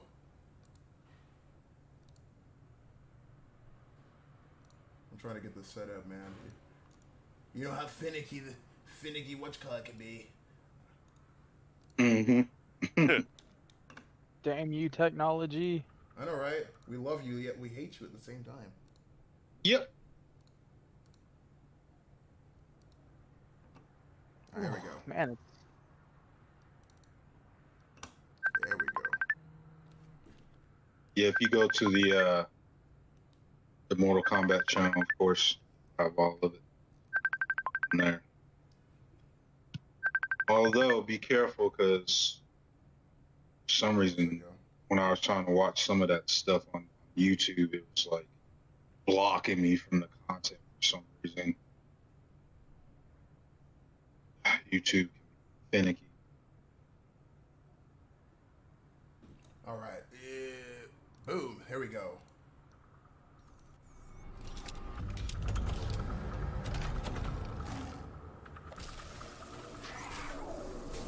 Yeah, Bob, I will hit you up the next time we play some Among Us. Haven't we done this before?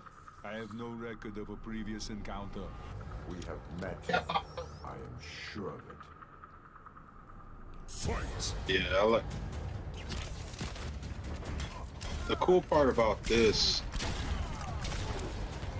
like in the beginning, they referenced. I like Terminator was like, I don't have any record of beating you, and RoboCop was like, we've met before, but they have in the old school Terminator versus RoboCop arcade shooters. Oh, really? What was that, back in the 90s or something? Yeah. I remember seeing it. Like I hadn't played it, but I remember just seeing it, from people, posting about it, just research back in the day. But yeah, those, Terminator, RoboCop, Alien, like they need to make like a full all out game. They need to bring that back, bring it back, like full graphics, everything. That would be insane, bro. Yeah. Oh. Oh. Oh, oh. armor. Yeah, RoboCop's this right here is insane, and it's a fatality.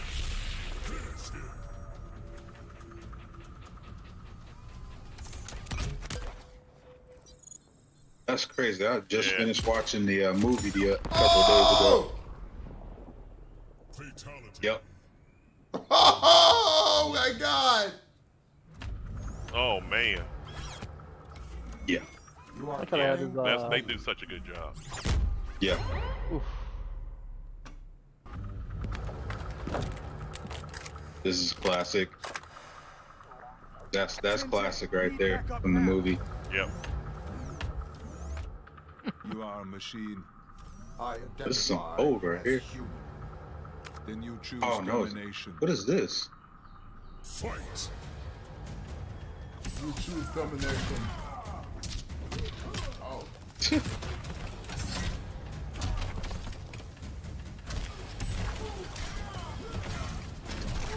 Oh.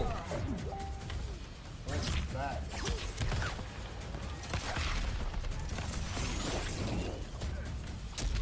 I like how they gave RoboCop like a metal skeleton inside, but the Terminator still apparently has a human body. Yeah. He's got. Well, I mean, he's human and Human and Metal, cyborg, yeah. Yeah. Oh.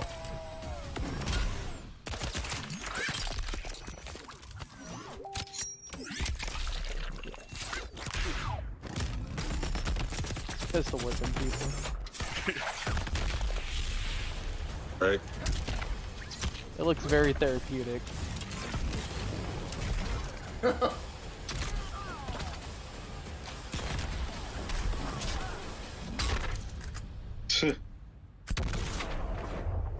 Get over here. Oh.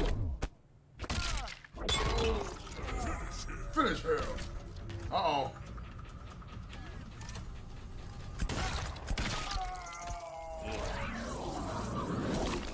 Oh my god. Oh my god. No. Oh my Yeah. god. Wow. He did him dirty. The Terminator wins. He did RoboCop dirty. Oh my god. Oh man. Yo. Damn. He did RoboCop dirty. Even though that's my boy. Even though RoboCop is my boy, he not beating Terminator. I'm sorry. He not beating Terminator. Wait, what is this? Like they would need to upgrade RoboCop. Yep. Man. That's pretty sick. Almost makes me want to start playing again. That's pretty sick. Hey, They I do am. such Hey, good trailers.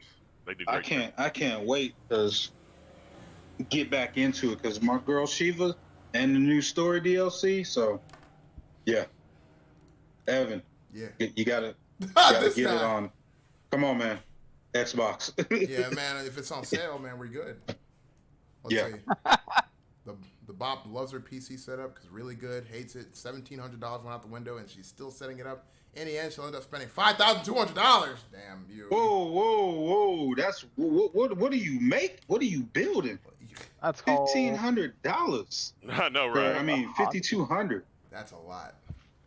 I'm That's like, called man. something that'll last 8 years plus. Yeah, that's That's what we some- call future proof. The definition. Yeah, Yep. $1,200. This should last 8 years plus. Shit, if I Yeah. had 200, I'd spend it too on a computer. Shit. Yeah. Jeez. No game should test that setup. Nope. But can it run Minesweeper? Ooh. I can never remember Minesweeper. Are there any more of those, or was that it? Yeah. Yeah, that was it. Do they Are you on their channel? Do they? Yeah, hold up. Let me see. Yeah, they got an actual channel, and you can look up the latest releases. Because I think it was 2 of them, right? Yeah, I mean they got a bunch of them, but yeah, it's like they got one for each character. I think they're supposed to do the. I know they got not Raiden, but whatchamacallit. They got a Shang Tsung versus The new- Liu Kang thing up in here. Yeah, they got a few of the new character trailers.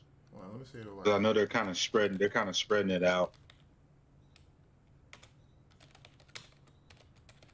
Wow, now that I'm starting to think, was Shang Tsung in the game so far? He wasn't even in the game, was he? Like Yeah, was, he He was. was already in it. Oh, he's already in it. So this. It just wasn't the original actor's face. Okay. Yeah. It was which is fan service. So I'm glad they did that. That's pretty cool. Is Katana dead in the new one? I don't quite remember. Yeah, she got killed if I remember correctly. Like she definitely did get killed in Mortal Kombat 10. No, it was in like 9 or something, wasn't it? It was either 9 or 10. She got killed because she had to be dead because her and Liu Kang were like were evil. Yeah, I remember they became revenants or whatever. Yeah. Hmm. Yeah, those were both 9 and 10 had great story modes. So messed up. Bob cannot tell until it's done. Oh, you better send pictures. And Antique, saw you Yeah. on button check. Oh man, yeah, I was supposed to do a public announcement. Okay, so what is that? Cease, Liu Kang. You didn't see that? Nah, man. On button. Oh man, yeah, they showed my tweet I posted about Punk when he was beefing with my boy LPN. That was just that was it for me, man. They did? My boy is my boy LPN. He's like the nicest person, ain't did nothing to nobody, and Punk just calling him out because he bored or his content is stale, whatever the case may be, and he calling them out, like doing a analysis of one of their matches and trying to money match and trying to say, oh, who's got the most money, like Punk, like all he has is his sponsorship money and winning money. Like he doesn't have like real grown up money because he's still young. out of high school. I don't know if he did the whole college thing, but that's all he has. Like, he hasn't lived like real life. LPN has like a house, like a real job, like real like career type of job. Like playing in tournaments, that's just like something he did on the side. Like he has a fiance, family, all that. Like he's a real like grown up type of dude. And you're gonna try to call him out on some BS. And I had to check him. And so I'm pretty much done with him. Pretty much done with Punk on all fronts. I could care less about what he does from this day forward. Unless he comes out and does a full apology and all that, I'm done. So wow. Dang. It could have been anybody else, but you gonna call out somebody who has never had beef, drama, treat anybody bad, like real down to earth guy. Like, get the hell out of here, dude. So I made some tweets about. Well, you saw, we made our tweets, and Ernesto, on his button check show, he pointed some of the tweets out, and one of my tweets, he put on the show. Wow. So, yeah. Yep. Tell you, Punk will just be Punk. Maybe that's why he's called Punk. Damn. So. Yeah, it was it. Unnecessary and immature and childish, and I just think that Punk is always looking to try to start something just for attention. Well, his name says it all. He is a punk. Ooh. Yeah. Yeah. Oh, goddamn. All right, let's see. What do we got here? What is this? The Dragon Ball Fighter Z? What was this?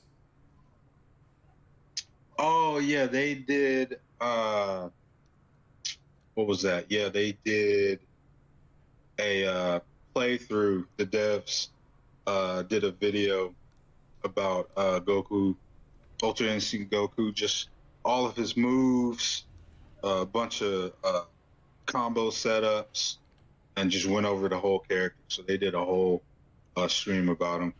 Oh, okay. So it's like and then showed Instinct. Yeah, they did a whole stream about it. But I'm sure you could. We've seen the trailer. I'm not sure if they put out a new one, but they did a whole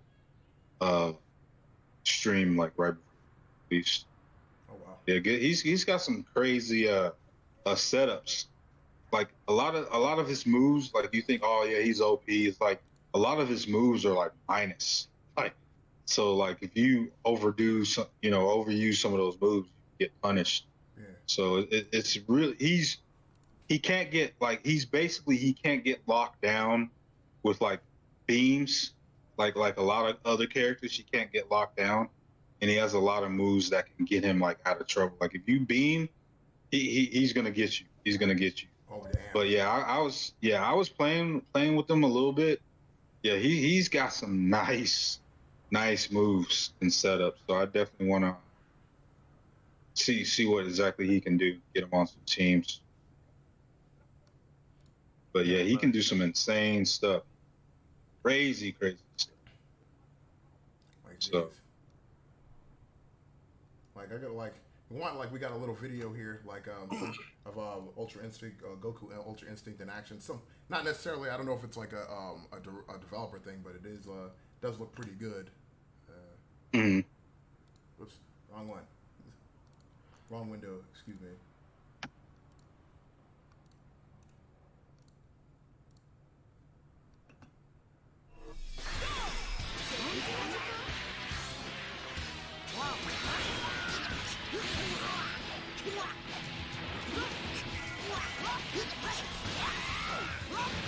Damn, Chris, you really did make it on there. Yeah. 7 minutes, 2 seconds. Take that money and fix your damn teeth. I figured he would use like the stuff like what you did for my picture, but he went straight for that. I was just like, bro, that's not even the worst thing, in my opinion. So, but yeah, he basically got us. That's great. Yeah. Dragon Ball FighterZ is looking very appetizing again. Yeah, they literally changed the whole, like they pretty much made every character viable now. and Which like is they good. added, yeah, and they changed the whole like they basically like retweak the fighting engine and everything, and you can pick each move that each character does for their assist move. You can pick from 3 different options now, so that's good. Because I was waiting for that, like day 2, I was waiting on that change. I was like, why can't I pick different moves? Like, but yeah, so now the whole like all the changes, like basically, they put new life into the game. Put new life. So.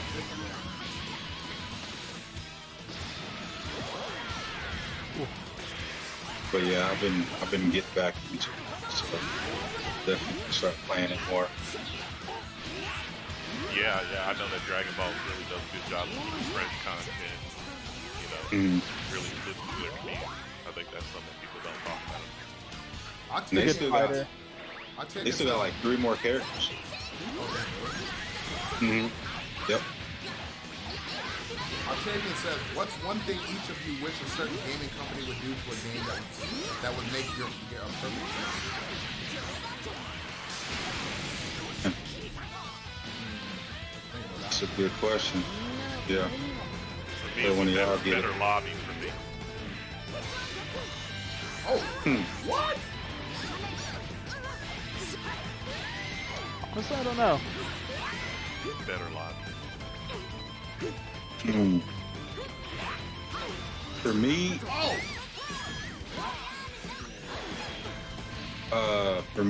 it would be like going back to like, well, this could apply to anything really, but or any fighting game. But mainly for me, for like Street Fighter, it's like all the legacy characters, like the characters that have been missing from like 3 games ago. Like I was really hoping for like from like Street Fighter 3, like Oro, Necro, who else? You know, maybe Remy or Sean. Like we haven't seen like the other Third Strike characters since, you know, Street Fighter 3. They added some of them in yeah, that's crazy. Yeah, UI's crazy. But yeah, so they haven't added the rest of the Third Strike cast in Street Fighter 5. You know, they added some of them in Street Fighter 4, but then Street Fighter 5, it's kind of lacking. And then the rest of like some characters from Alpha series. Like I really wanted Saddam to be in the game. He was like one of the main characters that besides him and Birdie. I was real surprised that Birdie made it. We haven't seen Birdie since Alpha 3. So I was like, all right, Birdie made it in. We're gonna see Saddam. That's really, yeah, those are really the only ones. And Q from Street Fighter 3, but they replaced him with G, basically. A better version of Q, I guess. But yeah, like the characters that we haven't seen in a long time, and that can go for any game. So for me, it's characters that we haven't seen in a long time. But, yeah, that's a really good one right there. Like, yeah, I just think better lobbies for like Samurai Showdown because they're god awful. You know, I think that they should have really had, you know, better lobbies. Really should have more finer, you know, touches on the game. Because really the game's graphics are, you know, bar none the best. And they just really did a bad job with the lobby. Because I mean, I've waited almost an hour for a match one time. You know, it's just really, really bad. You know, and I think that's the one game where they had a little bit of a window. You know, really impressed right there around EVO last year, and the lobby really killed it for a lot of people. And also, they didn't do good balance patch. You would have a game like Leroy's pre-patch. Just ridiculous, you know. And you saw that in EVO last year with having 6 of the top 8 as Gendro players. So, yeah, that's one thing. Is definitely the lobby balance patch. No, all good. Good points. Yeah. Dak says Napa still sucks. Ah, Ooh, shots fired. Shots fired. honestly, Jeez. the only last memory I have of playing fighters is when I got my ass beat by Napa at Mark's tournament. Bro, Yeah, that's yeah. disgusting. I got my ass Oh. whooped. Yeah, old school Napa. He had some pretty good setups. He has some pretty crazy setups. He didn't know how to, go against it. Boy, he nasty. But yeah. Yeah, I definitely look forward to really digging into this game. Yeah. They like I say, I'm not a big Dragon Ball Fighters fan, but they really do a good job of listening to the community and bringing fresh mechanics to the game. Talking to Dax about it. He's a real big fan of fighters and plays it a lot. So I can tell that they really do take care of the community a lot. And keep it fresh. They have the best rivalry, arguably, in at the FGC between Goichi and Sonic Fox. Right. See, I don't get who else are they gonna add, because you done put the top guy in, so they should have saved him for last. Yeah, I see what you're saying. Like who's coming after UI Goku? Unless they're giving me my Super Saiyan 4s, I can't see anything else. Like who else? Topo. I mean, they could put that one dude with that big bulky dude that looks like Broly with the mask on. They put that guy in. I don't know. Maybe. Put Topo in. So it's gotta be like some fan service type of deal, or more fan service. Yeah, did they put Android 17 in the game Yeah. yet? Yeah, I'm kind of. I wanted Super 17 though. I know it's the rank. Yeah, I know this is Ranger 17, but I wanted Super 17. I like that character. Yeah, definitely one of my favorites, especially in like Tenkaichi. Yeah. I really like the Hell Fighter. DBZ's been out for what? 2-3 years? 2 years? About? Yeah, it's been out 2 years. It came out about 2 years. Yeah, about 2 years. Nobody's I've been asking for Dragon Ball Fighter Z2 yet, but we still got people asking for Mortal Kombat 12. Yeah. Ooh, yeah. That's a great point. Says leagues about the community. Thank you for that, Evan. Thank you for that one. Yeah, that's true. That's never been mentioned until you said it. I don't think that's been mentioned in the history. I put it this way, like, I'm a little disappointed that people were like talking about, oh, well, when's Tekken 8 coming out? I'm like, what? Oh, really? Yeah, I'm like, why even make that into a Wow. thing? Like, the game. Already. I mean, Tekken 7 is I know that you said there's some issues with it, but I mean, it's been received so well and sold so many copies. Yeah, it's like 2017 is when is when Tekken 7 came out, and you're talking about 3 years. Tekken 8. I'm like, bro, why are you even talking about that? Maybe you need to get your stuff straight with Tekken 7 first, bro. Like, there's no don't 3D fighters usually kind of stay out like for longer than like other fighters? Yeah, they're usually around a lot longer. Yeah, it would make sense if, like, we hadn't had any DLC in a little while, but we just got a new character. Why are we talking about Tekken 8? and a lot of guest characters. Like that's insane for 3D fighters to get guest characters from other. Yeah, they've done a really good job with guest characters in Tekken 7. Yeah. I mean, you got freaking Final Fantasy, King of Fighters. What's the Street Walking Fighter? Dead. Yeah, the Walking Dead of all Final things. Fantasy. Yeah.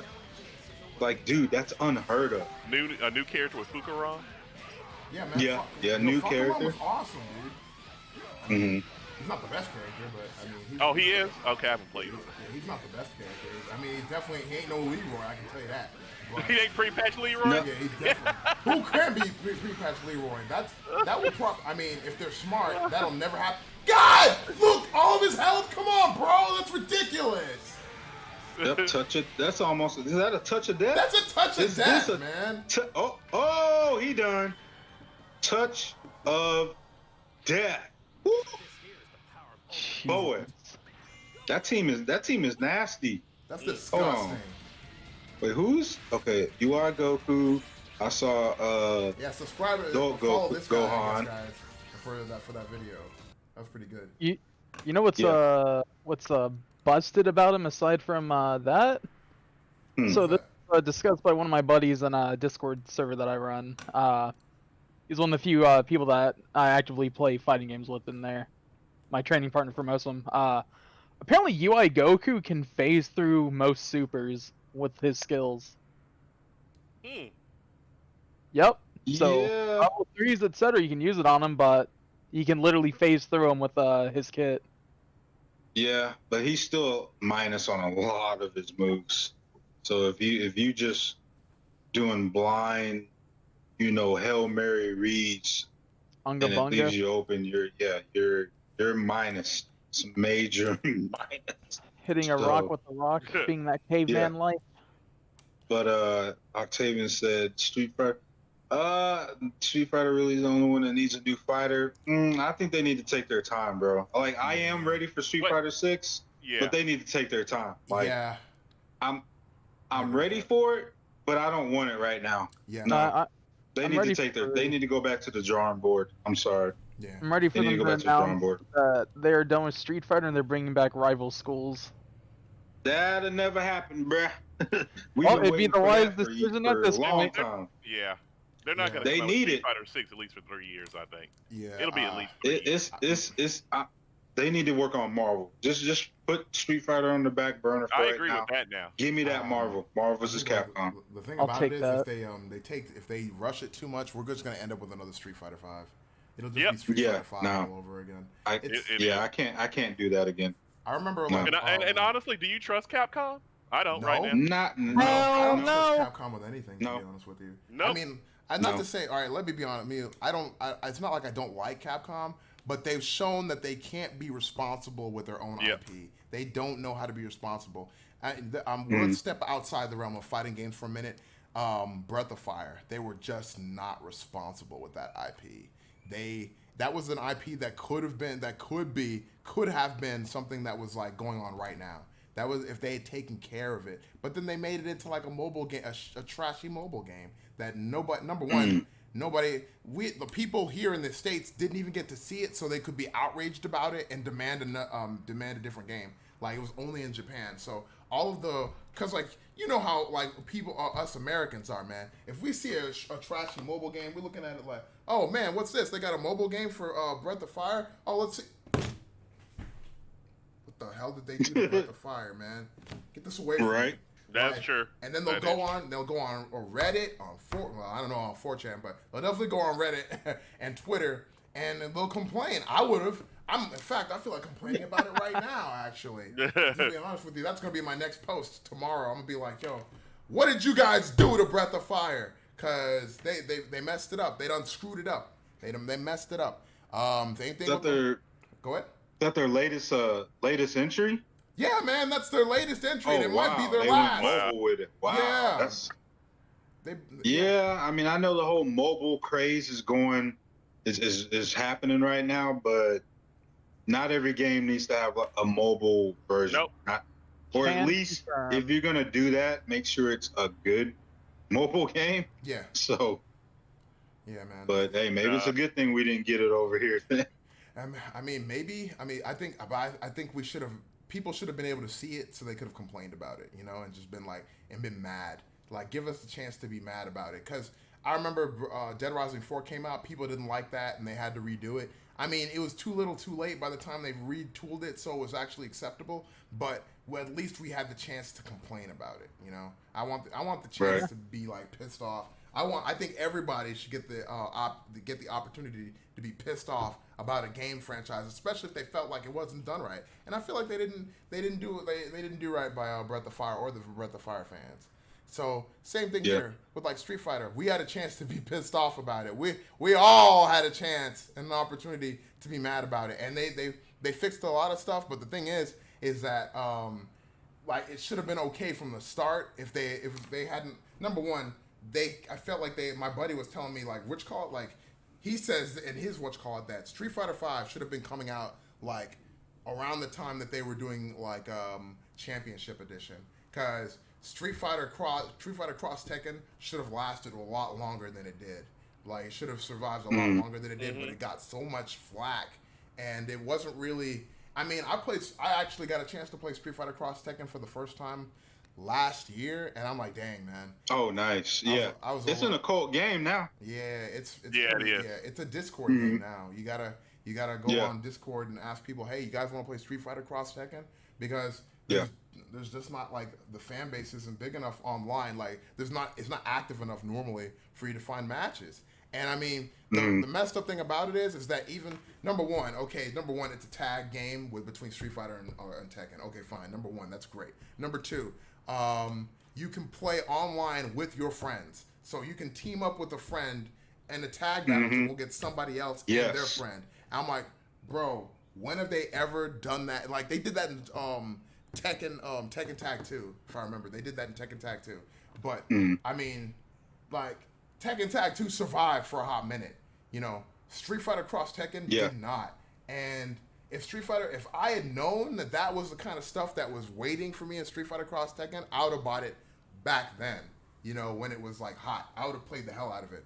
Even if I was bad, I would have. Even if I myself was terrible, I would have still bought it. You know, so I was hyped for that game. I remember they announced it, multiple trailers. Yeah. And when it released, dude, I was overseas when that game was coming out. Like I had that game playing overseas with people. We were, on our day off, playing that game for hours on end. That game, I was so hyped for that game. And then like got back to the States, was playing it, saw a couple of tournaments, and then it just like died out. Yeah. And then Street Fighter 4 came out, or a different version of Street Fighter 4 was coming out, and that was it.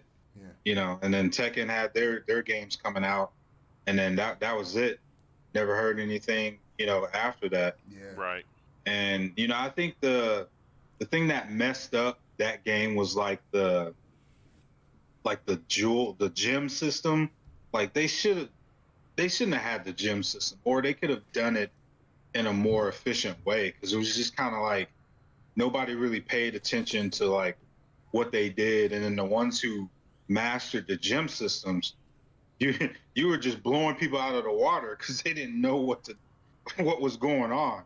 So I think they could have like redesigned the game in a different way where it wasn't so confusing and so just awkward, in my opinion. Octavian says, number one, weren't they supposed to make Tekken Cross Street Fighter? Yes. And Ooh. And second is, I guess that'll never happen. He's like, I don't. Yeah. After that, I don't think that's I don't know if that's gonna happen. I don't think so. No, the two parties are never gonna come together to make that happen. You got about a 0.5% chance now. Yeah. Hold on. Because it got. What's up? Oh no, keep going. I gotta go let some people in my house real quick. I got you. Yeah. But that game got pushed back so many times. Like they were working on it, and then they stopped working on it. And then Tekken was like, oh, well, we got these Tekken game coming out. And so once Tekken came out, right? Yeah, they were in production. Yep. And once I think, what was it, Tekken 6 at the time that was coming 7. out? It was Tekken 7. Yep. Yeah, so that whole time Tekken 7 comes out, and they're like, well, we're not visiting this game because they didn't want to, they were saying that there's too many moving parts. Not just that, but they didn't want to break. They were saying they didn't want to break up the community, and I'm like, what do you mean? Yeah, like, dude, we want to play the game. Yeah, because they were supposed to make it, and they never did, and it was just a poor excuse. And then Capcom, they released Street Fighter 5, and so they weren't really concerned with it. So it was just, it's just the same. It's the same thing with Capcom versus SNK 3. We're never gonna see that game. That's never gonna happen. And we're in a different era now. Let's be honest. We're in a different era. It's a lot harder now to get these companies to work together to make a game. It's a lot harder. What they supposed to do? Nothing was bad about it. It just got pushed to the side Because once they started, it was time to make Tekken, like it got pushed back so far back that it was time for them to make Tekken. And once they made Tekken, they weren't worried about making that game because they were like, oh shoot, yeah, we got to put our main game, Tekken first. And once they did that and then they got success, they were like, oh well, we don't want to split the community, and we think it won't be good for the community, which makes no sense. And that's pretty much the main reasoning, is that they didn't want to split the community. So that was their reason. And since Tekken's doing good, Street Fighter did, semi good. So they're not worried about making a joint game right now because their current games are bringing in so much money and success. So they're not worried about it right now. Yeah, and I think that ship is sailed. Yep, it's not going to be. So Yeah. So yeah, just like we're not going to get Capcom versus SNK 3, Marvel versus Capcom. Hey, what's going on? What's going on, fellas? Yeah, these are two of my buddies. They're swung by, so they're going on, guys. Hey. So what's up? Howdy. But yeah, it's just the same reason. Like we're not going to get Capcom versus SNK 3, a Marvel versus Capcom type game. That's up in the air. But hopefully at EVO we get some type of announcement of some type of Marvel vs. Capcom game. That's the main thing I'm looking forward to, is that announcement. So yeah, I'm hoping so. I hope they still keep their promise with that. Same reason why we still can't get a Darkstalkers game or remake, remaster, Darkstalkers 4, something. Like, why are they not? That's their own property. Like, there's nothing holding them back from putting that game out. That's Capcom.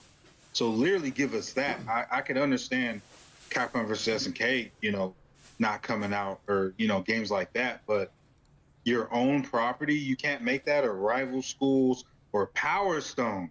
Like, I miss some Power Stone. Like, come on, dude. I just don't get Capcom. It's like you have these great properties that are classic occult games now, and you just won't re-release them. You won't make a new one. It's like, why? So they're satisfied where they are. They don't, We're got money from the consumer, so they don't care. Right, it's a DLC company now, as far as I'm concerned. Yeah, pretty much. Yep. Oh yeah, Marvel can't end like that. Yeah, I don't want it to end like that either. I really don't. You say don't want what to end? Octavian said Marvel's Capcom can't end like that. No, it won't. Hopefully not. It won't end like that. It's just gonna be late. You better hope so. Yeah, they gotta milk what's it called? Actually, no. A few more games out of us before they decide. That was beyond milking. That was they dropped the ball on that one. I don't know, man. Yeah, they kind of dropped the ball on that one, man. I don't know. There was no X-Men. The artistic style, as they want to say, was horrible. And of course Disney was pulling on the strings because they were like, oh yeah, we need this to fall in line with the MCU movies. Like, no one cared about that. That's the reason they came out when they did. Right, exactly. And we wanted our Marvel vs. Capcom with the X-Men characters, the 2D, or what's that? The 3D cell shading, whatever the case may be. We didn't want that 3D looking crap. And then they just stopped putting out content in the first place. And it's just like, I think Capcom's hands were tied behind their back on that, because you could tell it looked like a different version of one of the MCU movies.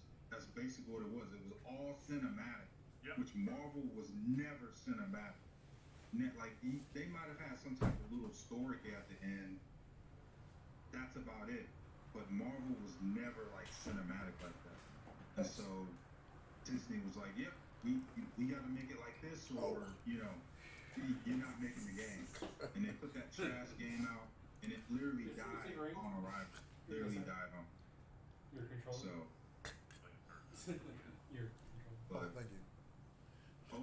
hopefully Disney learned their lesson. Like, hey, we're gonna be hands off and let you make the game that the fans want. And hopefully Capcom can either, if it is a Marvel vs. Capcom 4, they give us what we want, or if it's, Marvel vs. Capcom 2 remastered because it is the 20th anniversary of that game. So I'm cool with either, as long as it's done right.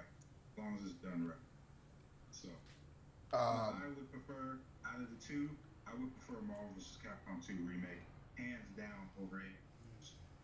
So yeah, that would be kind of nice. I wouldn't mind seeing a remake of like Marvel's. I mean, if they were like they're going to remake like the game, like you're talking about, just take Marvel vs. Capcom. Would you say like Marvel vs. Capcom 2, like in like a similar style to the original game, or maybe Marvel vs. Capcom 2 in like Marvel vs. Capcom 3 like style, or never mind. I'm not gonna ask about putting a Marvel vs. Capcom Infinite, Marvel vs. Capcom 2 or Marvel vs. Capcom 3 style.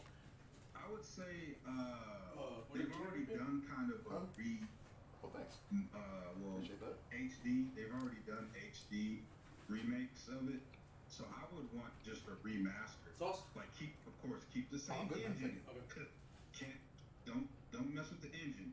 Just keep the same engine and just do a remaster, and not HD remix. Don't do that. I mean, well, I guess they could do something like that where you can switch between the graphics, but they'd have to do it in a way where it makes sense. Like with Marvel vs. Capcom Online for 360 and PS3, like that's hands down probably the best version as far as online. Oh, it's like the definitive version. Just go with Onslaught. And even you can watch Maximilian. He can attest to this. Right? A bunch of other people. I think I might have attest to this.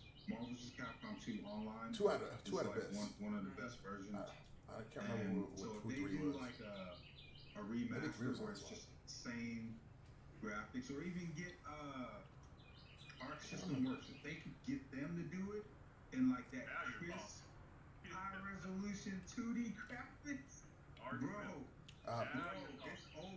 Hey, It's over. my buddy here has a question real quick. Yeah. My buddy here has a question real quick. Do any of you guys know who was the final boss? Like in Onslaught, was Onslaught one of the final bosses in one of the games? That was in X-Men versus Street Fighter. X-Men versus Street Fighter. Oh. Yeah, the one that was in Marvel 2 was Abyss, right? Abyss. Yep. Oh yeah. Yeah. Yeah. Yep. Yeah. And then who was in 3? Who's the final boss in 3? 3. Was it Galactus? Who? It wasn't Galactus, was it? Who was No, it? it was Galactus. Yep. Oh, okay. Galactus. Yep. Yeah. The boss characters have always been pretty epic. Yeah. And shoot, in X-Men vs. Street. No. I take it back. X-Men vs. Street Fighter was Apocalypse. Apocalypse. Yeah. Yep. But I remember that. Always had crazy bosses. Let's see. Right. I didn't give you one of these for that. Or just scrap Marvel and just go back to SNK. Just Capcom vs. SNK. Yeah. That'd be badass. You said what? Capcom vs. SNK. Oh yeah. Keep dreaming. That's not happening, bro. Sorry, sir. Unless you got maybe $5 million. Whoa! Hold on. What do you mean SNK don't make good games no more? I mean, the We're not talking about US classic. they do a good job. No, Sam shows a good game. No, but they just have to do it. I mean, that's the problem. Also, their marketing is horrible. Okay, I'll agree with you on that. Their marketing is complete does suck trash. ass, 100%. Yeah. Their marketing is a lot to be desired. I don't know if you do, Evan. They had an announcement this week about KOF 15, and nobody even knew about it. What? They had an announcement that they're gonna have something about KOF, and they didn't put it on Twitter. I'm about to get them. Don't worry. You're gonna see. I'm about to get them. They were just like, yeah, we're thinking about having an announcement about KOF. Trust me, I'm about to have them. Check them. I'm about to check their whole company. Both them and Capcom. Capcom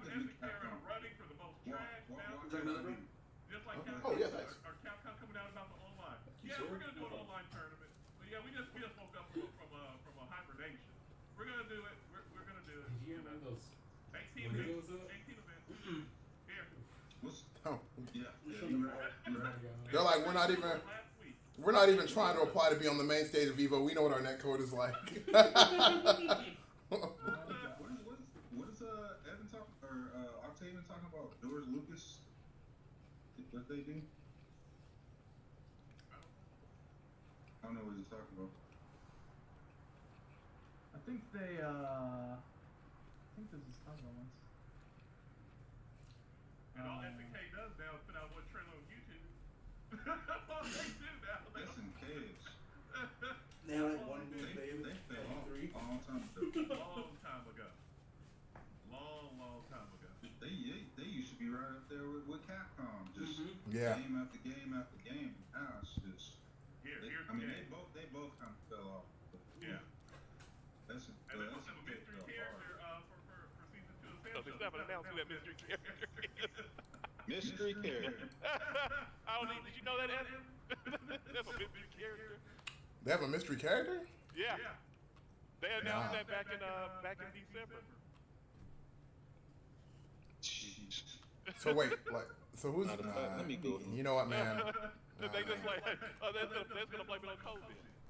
They're just gonna blame it on COVID and be like, well, we couldn't work on it. Yeah, that's pretty much. I mean, I wouldn't be surprised, like, if that's what they did. They're just gonna be like, well, the ship Where they talk about KO1115? Let's see. I have to show you. Octavian says, Octavian says George sold Star Wars to Disney and they made him promises that they straight up didn't keep. Just lied to the man, and ever since then, people haven't too much liked what they're doing with Star Wars, which is fair. Yeah, Disney's messing up everything from Well, movies. Disney doesn't care. Yeah, Disney doesn't care. I mean, they're making money from Disney Plus, the resorts, the amusement parks. You know, they own ESPN. They're not worried about nothing. Fanboy shit. You know, Disney is really messing up a whole lot of stuff when it comes to gaming because they own everything now. Yo, man, talking about the Mandalorian, man. I'm talking about the man in the DeLorean, so we can go back in time and repair the timelines back to where we were kings and queens. Yo, that meme will go on in my heart forever, bro. This is the way. I give him that though. That was a good show though. I have spoken. I don't hate on But that's literally the only thing to really watch on Disney like Plus. even an actual movie? What, the man in the DeLorean? Yeah. Oh my god. That's literally, I mean, yeah, it's got all the nostalgia stuff, but I was just going through and I was just like, do I really want to watch all this stuff again? Like, I feel that. I'm just happy to get Rosario Dawson to play. Like, they really need to crank out the original content, like, fast in the murder. Those big ass titties. Oh, you can forget that. In a herd, they don't know what that means. I need you to send me that link, bro. Okay. So I'm gonna get him. I'm I'm going to gonna get him. I'm on it. And you know that SNK I'm on has it. had no announcements since EVO last year about KOF 15. Yeah. They've had zero announcements since they made announcements come out this year. Yo, I didn't realize how much people didn't like King of Fighters 14. You know, actually, I do not like the graphics at all. Gameplay-wise, it was passable, but it didn't really feel like a KOF compared to what we just got done with being with 13. 13 felt absolutely amazing. I honestly preferred the sprite art a hell of a lot more because that differentiated my 13 from all the other fighters at that time. Because those are some very gorgeous sprites and animation. Was 13 the one where everything looked a little baggy? Had that Baggy? But not baggy, but like thick. Like the characters were like, how can I explain it? Like more like an urban, like fresh, like look to it. I can't remember. Let's see. That's the one I'm thinking of. You said 13, right? Yeah. 13. I actually really like King of Fighters 13. I liked all of them. I will put this way: I have not played a King of Fighters game that I haven't liked yet. It's true. Let me see.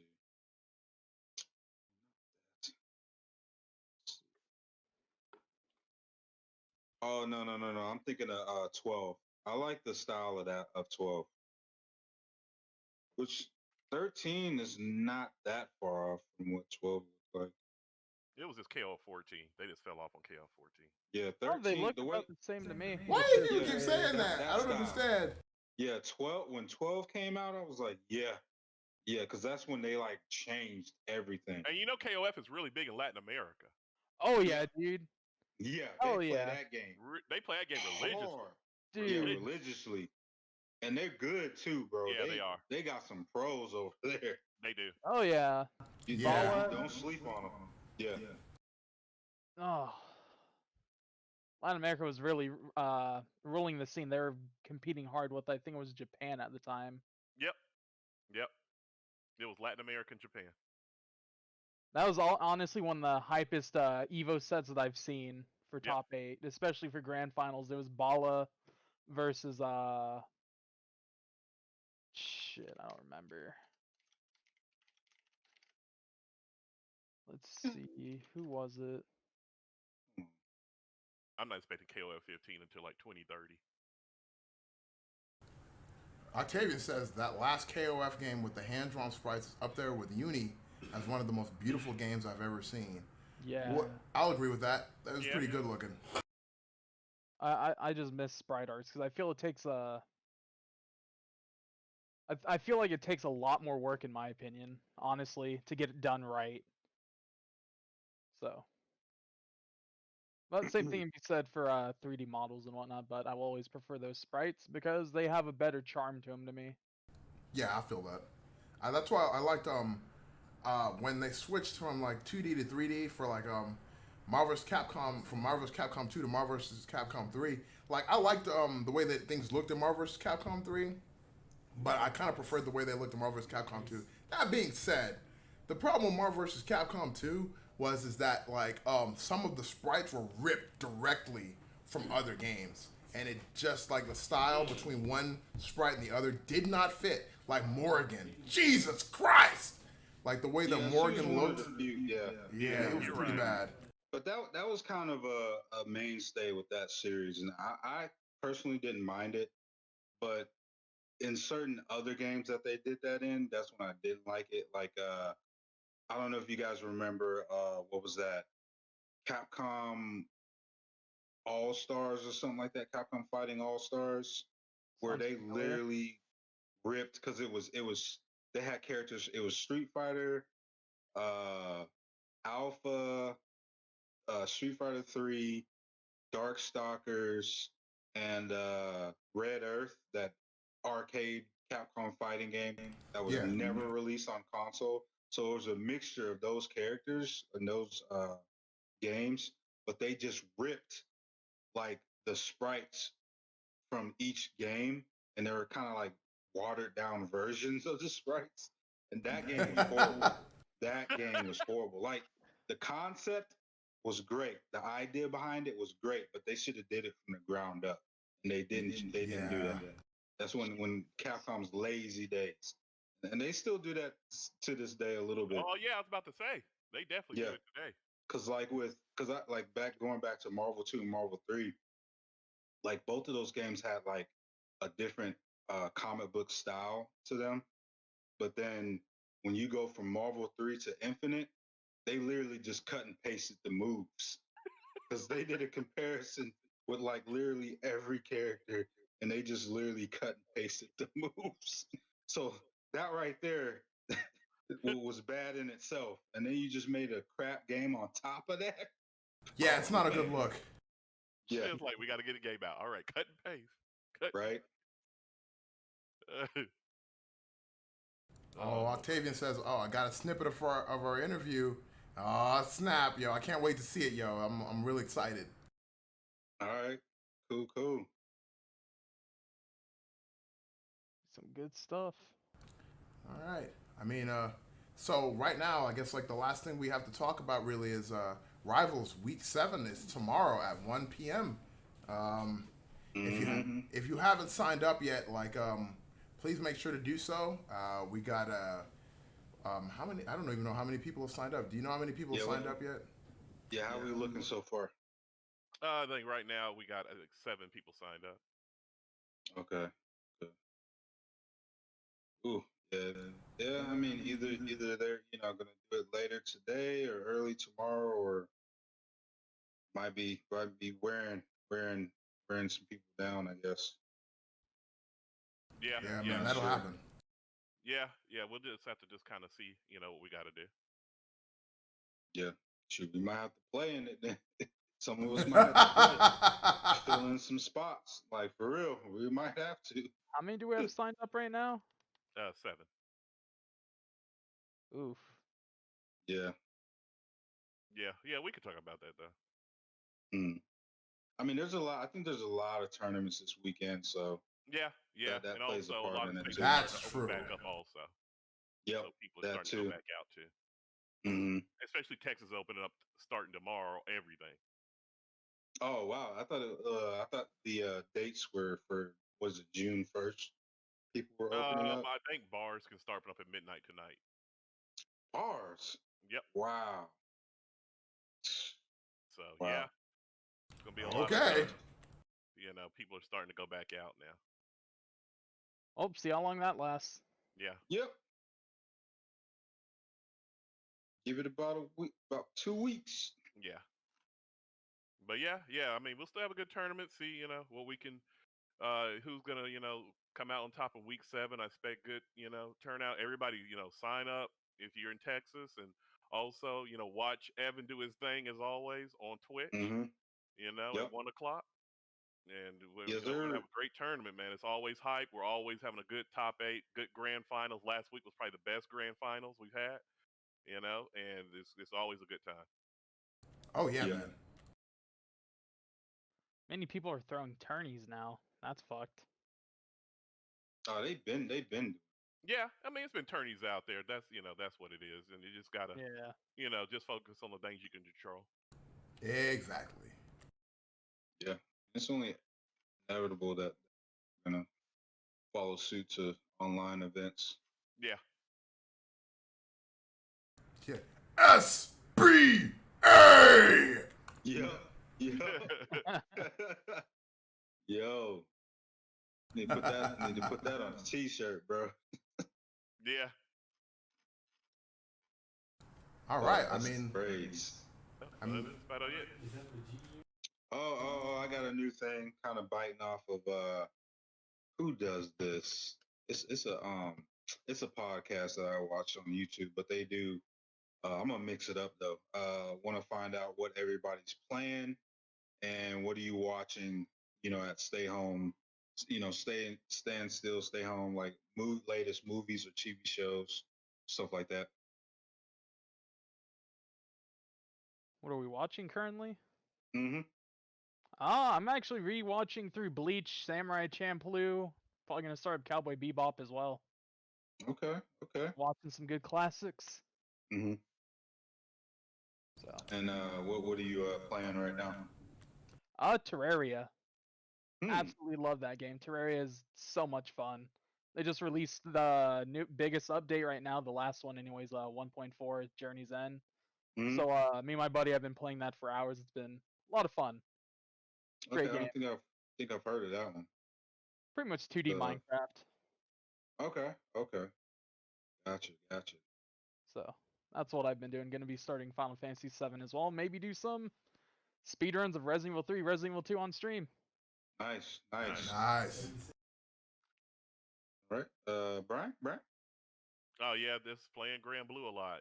Not really watching a lot of TV. I did watch the Michael Jordan documentary, Last Dance. Yeah, I still gotta watch that. Yeah, it was really good. So I just finished watching that actually on Wednesday. So yeah, that was really good, and just mashing it out with Charlotta Unga Bunga. Gotcha. Unga Bunga, where the high hits at. Yep. Yeah. Shout out to Antagonist, and also right. glorious God Right. Save the Queen commentary. Shout out to Antagonist. What about you, Evan? For the most part, I've been mostly it's just been video games. Mostly watching people playing this guy, yo. I was mostly playing Among Us on stream. Mm-hmm. Off stream, I just started back playing Gears Tactics. That's a fun game. Oh yeah. Oh, yeah, you gotta stream sir. that, bro. Great, right? I want to see that game. Yeah, I'm Hey, Evan, right quick, I want to ask you, how's Crucible? Oh, Crucible? Yeah, it's a fun game. Yeah, I mean, I'm gonna put it this way. That kind of game is only fun if you're playing with other people you know, like if you have an actual team. Otherwise, I wouldn't recommend it because people just like going all over the place, and they get you get separated, and then all of a sudden you turn a corner and the entire enemy team is there, and they'll just dogpile you. Oh, okay. So I wouldn't recommend that unless you have a team to play with. What is it, 4v4? What would you say? Is it 4v4? It's like I think it's 4 or 5v5 or something like that. Okay. It's pretty cool. Okay. Yeah, I thought Busta Rhymes was playing it. Busta Rhymes was playing it? Oh wow, really? Yo, I knew he was a man of culture the whole time, bro. Yeah, exactly. I knew he was a man of culture the whole time. I thought I was gonna wait to be on stream and tell you that one. I'm gonna go back to Ain't nothing wrong with playing no video game. Yeah, man. Except for that fight for New York. Oh yeah. New York, man. Yeah, they need to bring that back. Busta Rhymes. I was like, all right. The shows that I've been watching, I think the show that I've been watching the most of right now is Dead to Me on Netflix. I've been watching that show. Have y'all ever heard of that? Like, it sounds familiar. I have not. She's a death. Huh? One of the death people. Well, I think that's Dead Like Me. I think. Oh, okay. So Dead to Me is like a show about like this chick who like it's Christina Applegate, and she like her husband gets killed in a hit and run, and basically like there's I'll bet like so what happens is like her husband gets killed in a hit and run, and she goes to like a grief counseling group, and she meets up with this other chick that's like all super nice and stuff like that, but she turns out to be involved in the her husband's like hit and run thing. Like she was actually like driving the car so yeah, it's an interesting show. Like she's like, oh man, I feel so bad about killing this lady's husband, so I'm gonna go and help her like get through her grief and stuff.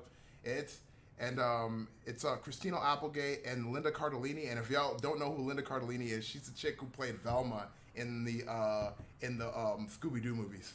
Oh shit. Yeah, Jinkies for sure, man. Jinkies for sure. So that's basically like I've been playing like a few different games, mostly Among Us on stream, and watching. Whenever I'm done with stream, I'll go get like a bowl of chili. My sister makes chili a lot, and then like cutting up some tortillas, making them into tortilla chips, and then just sitting there and just watching it while I scarf down chili and tortilla chips.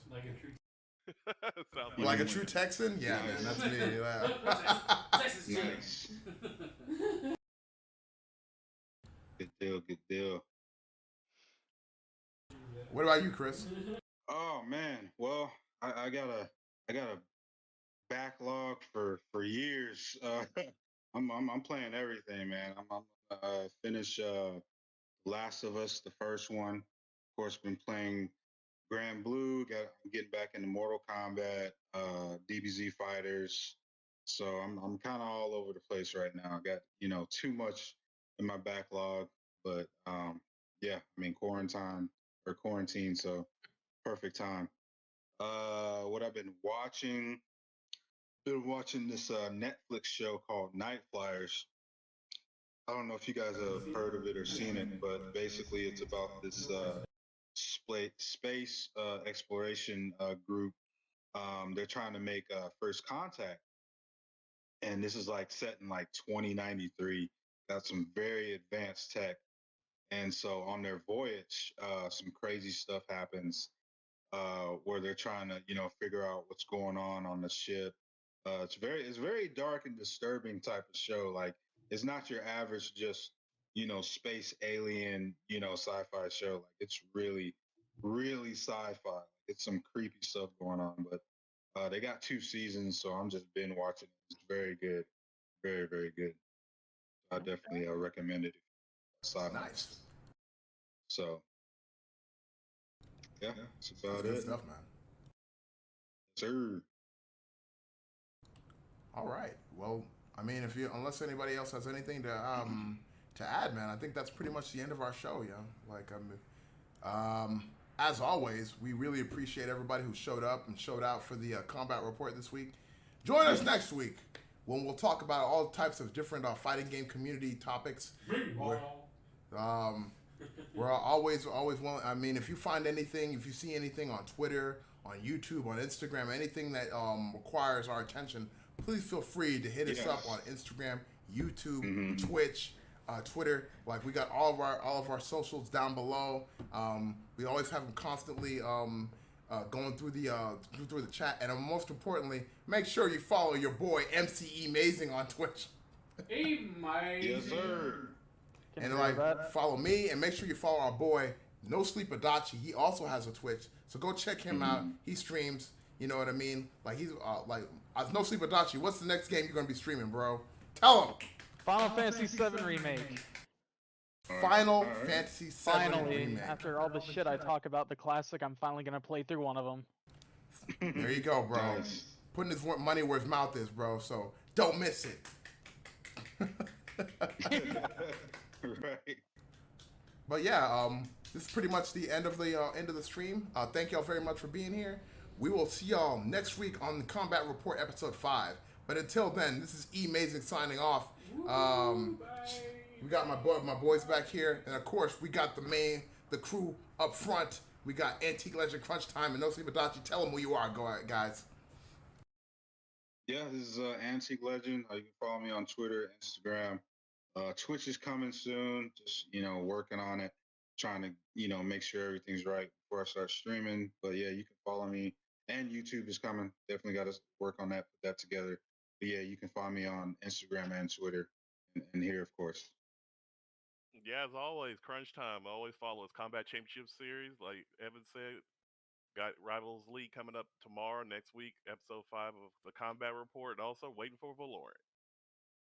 There's No Sleep Adachi. Make sure to sign up for that tournament. If you don't plan on signing up, do check it out on here at twitch.tv/combat series report. You can also find me at twitch.tv/no sleep adachi, where I occasionally stream games and are bad at them.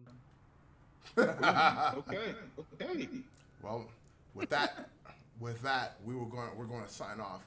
As I always like to say, love, peace, and hair grease. Have a good morning, good afternoon, good evening, whenever you happen to be watching our show. And we'll see you guys on the next Combat Report. See y'all later. Yes, sir.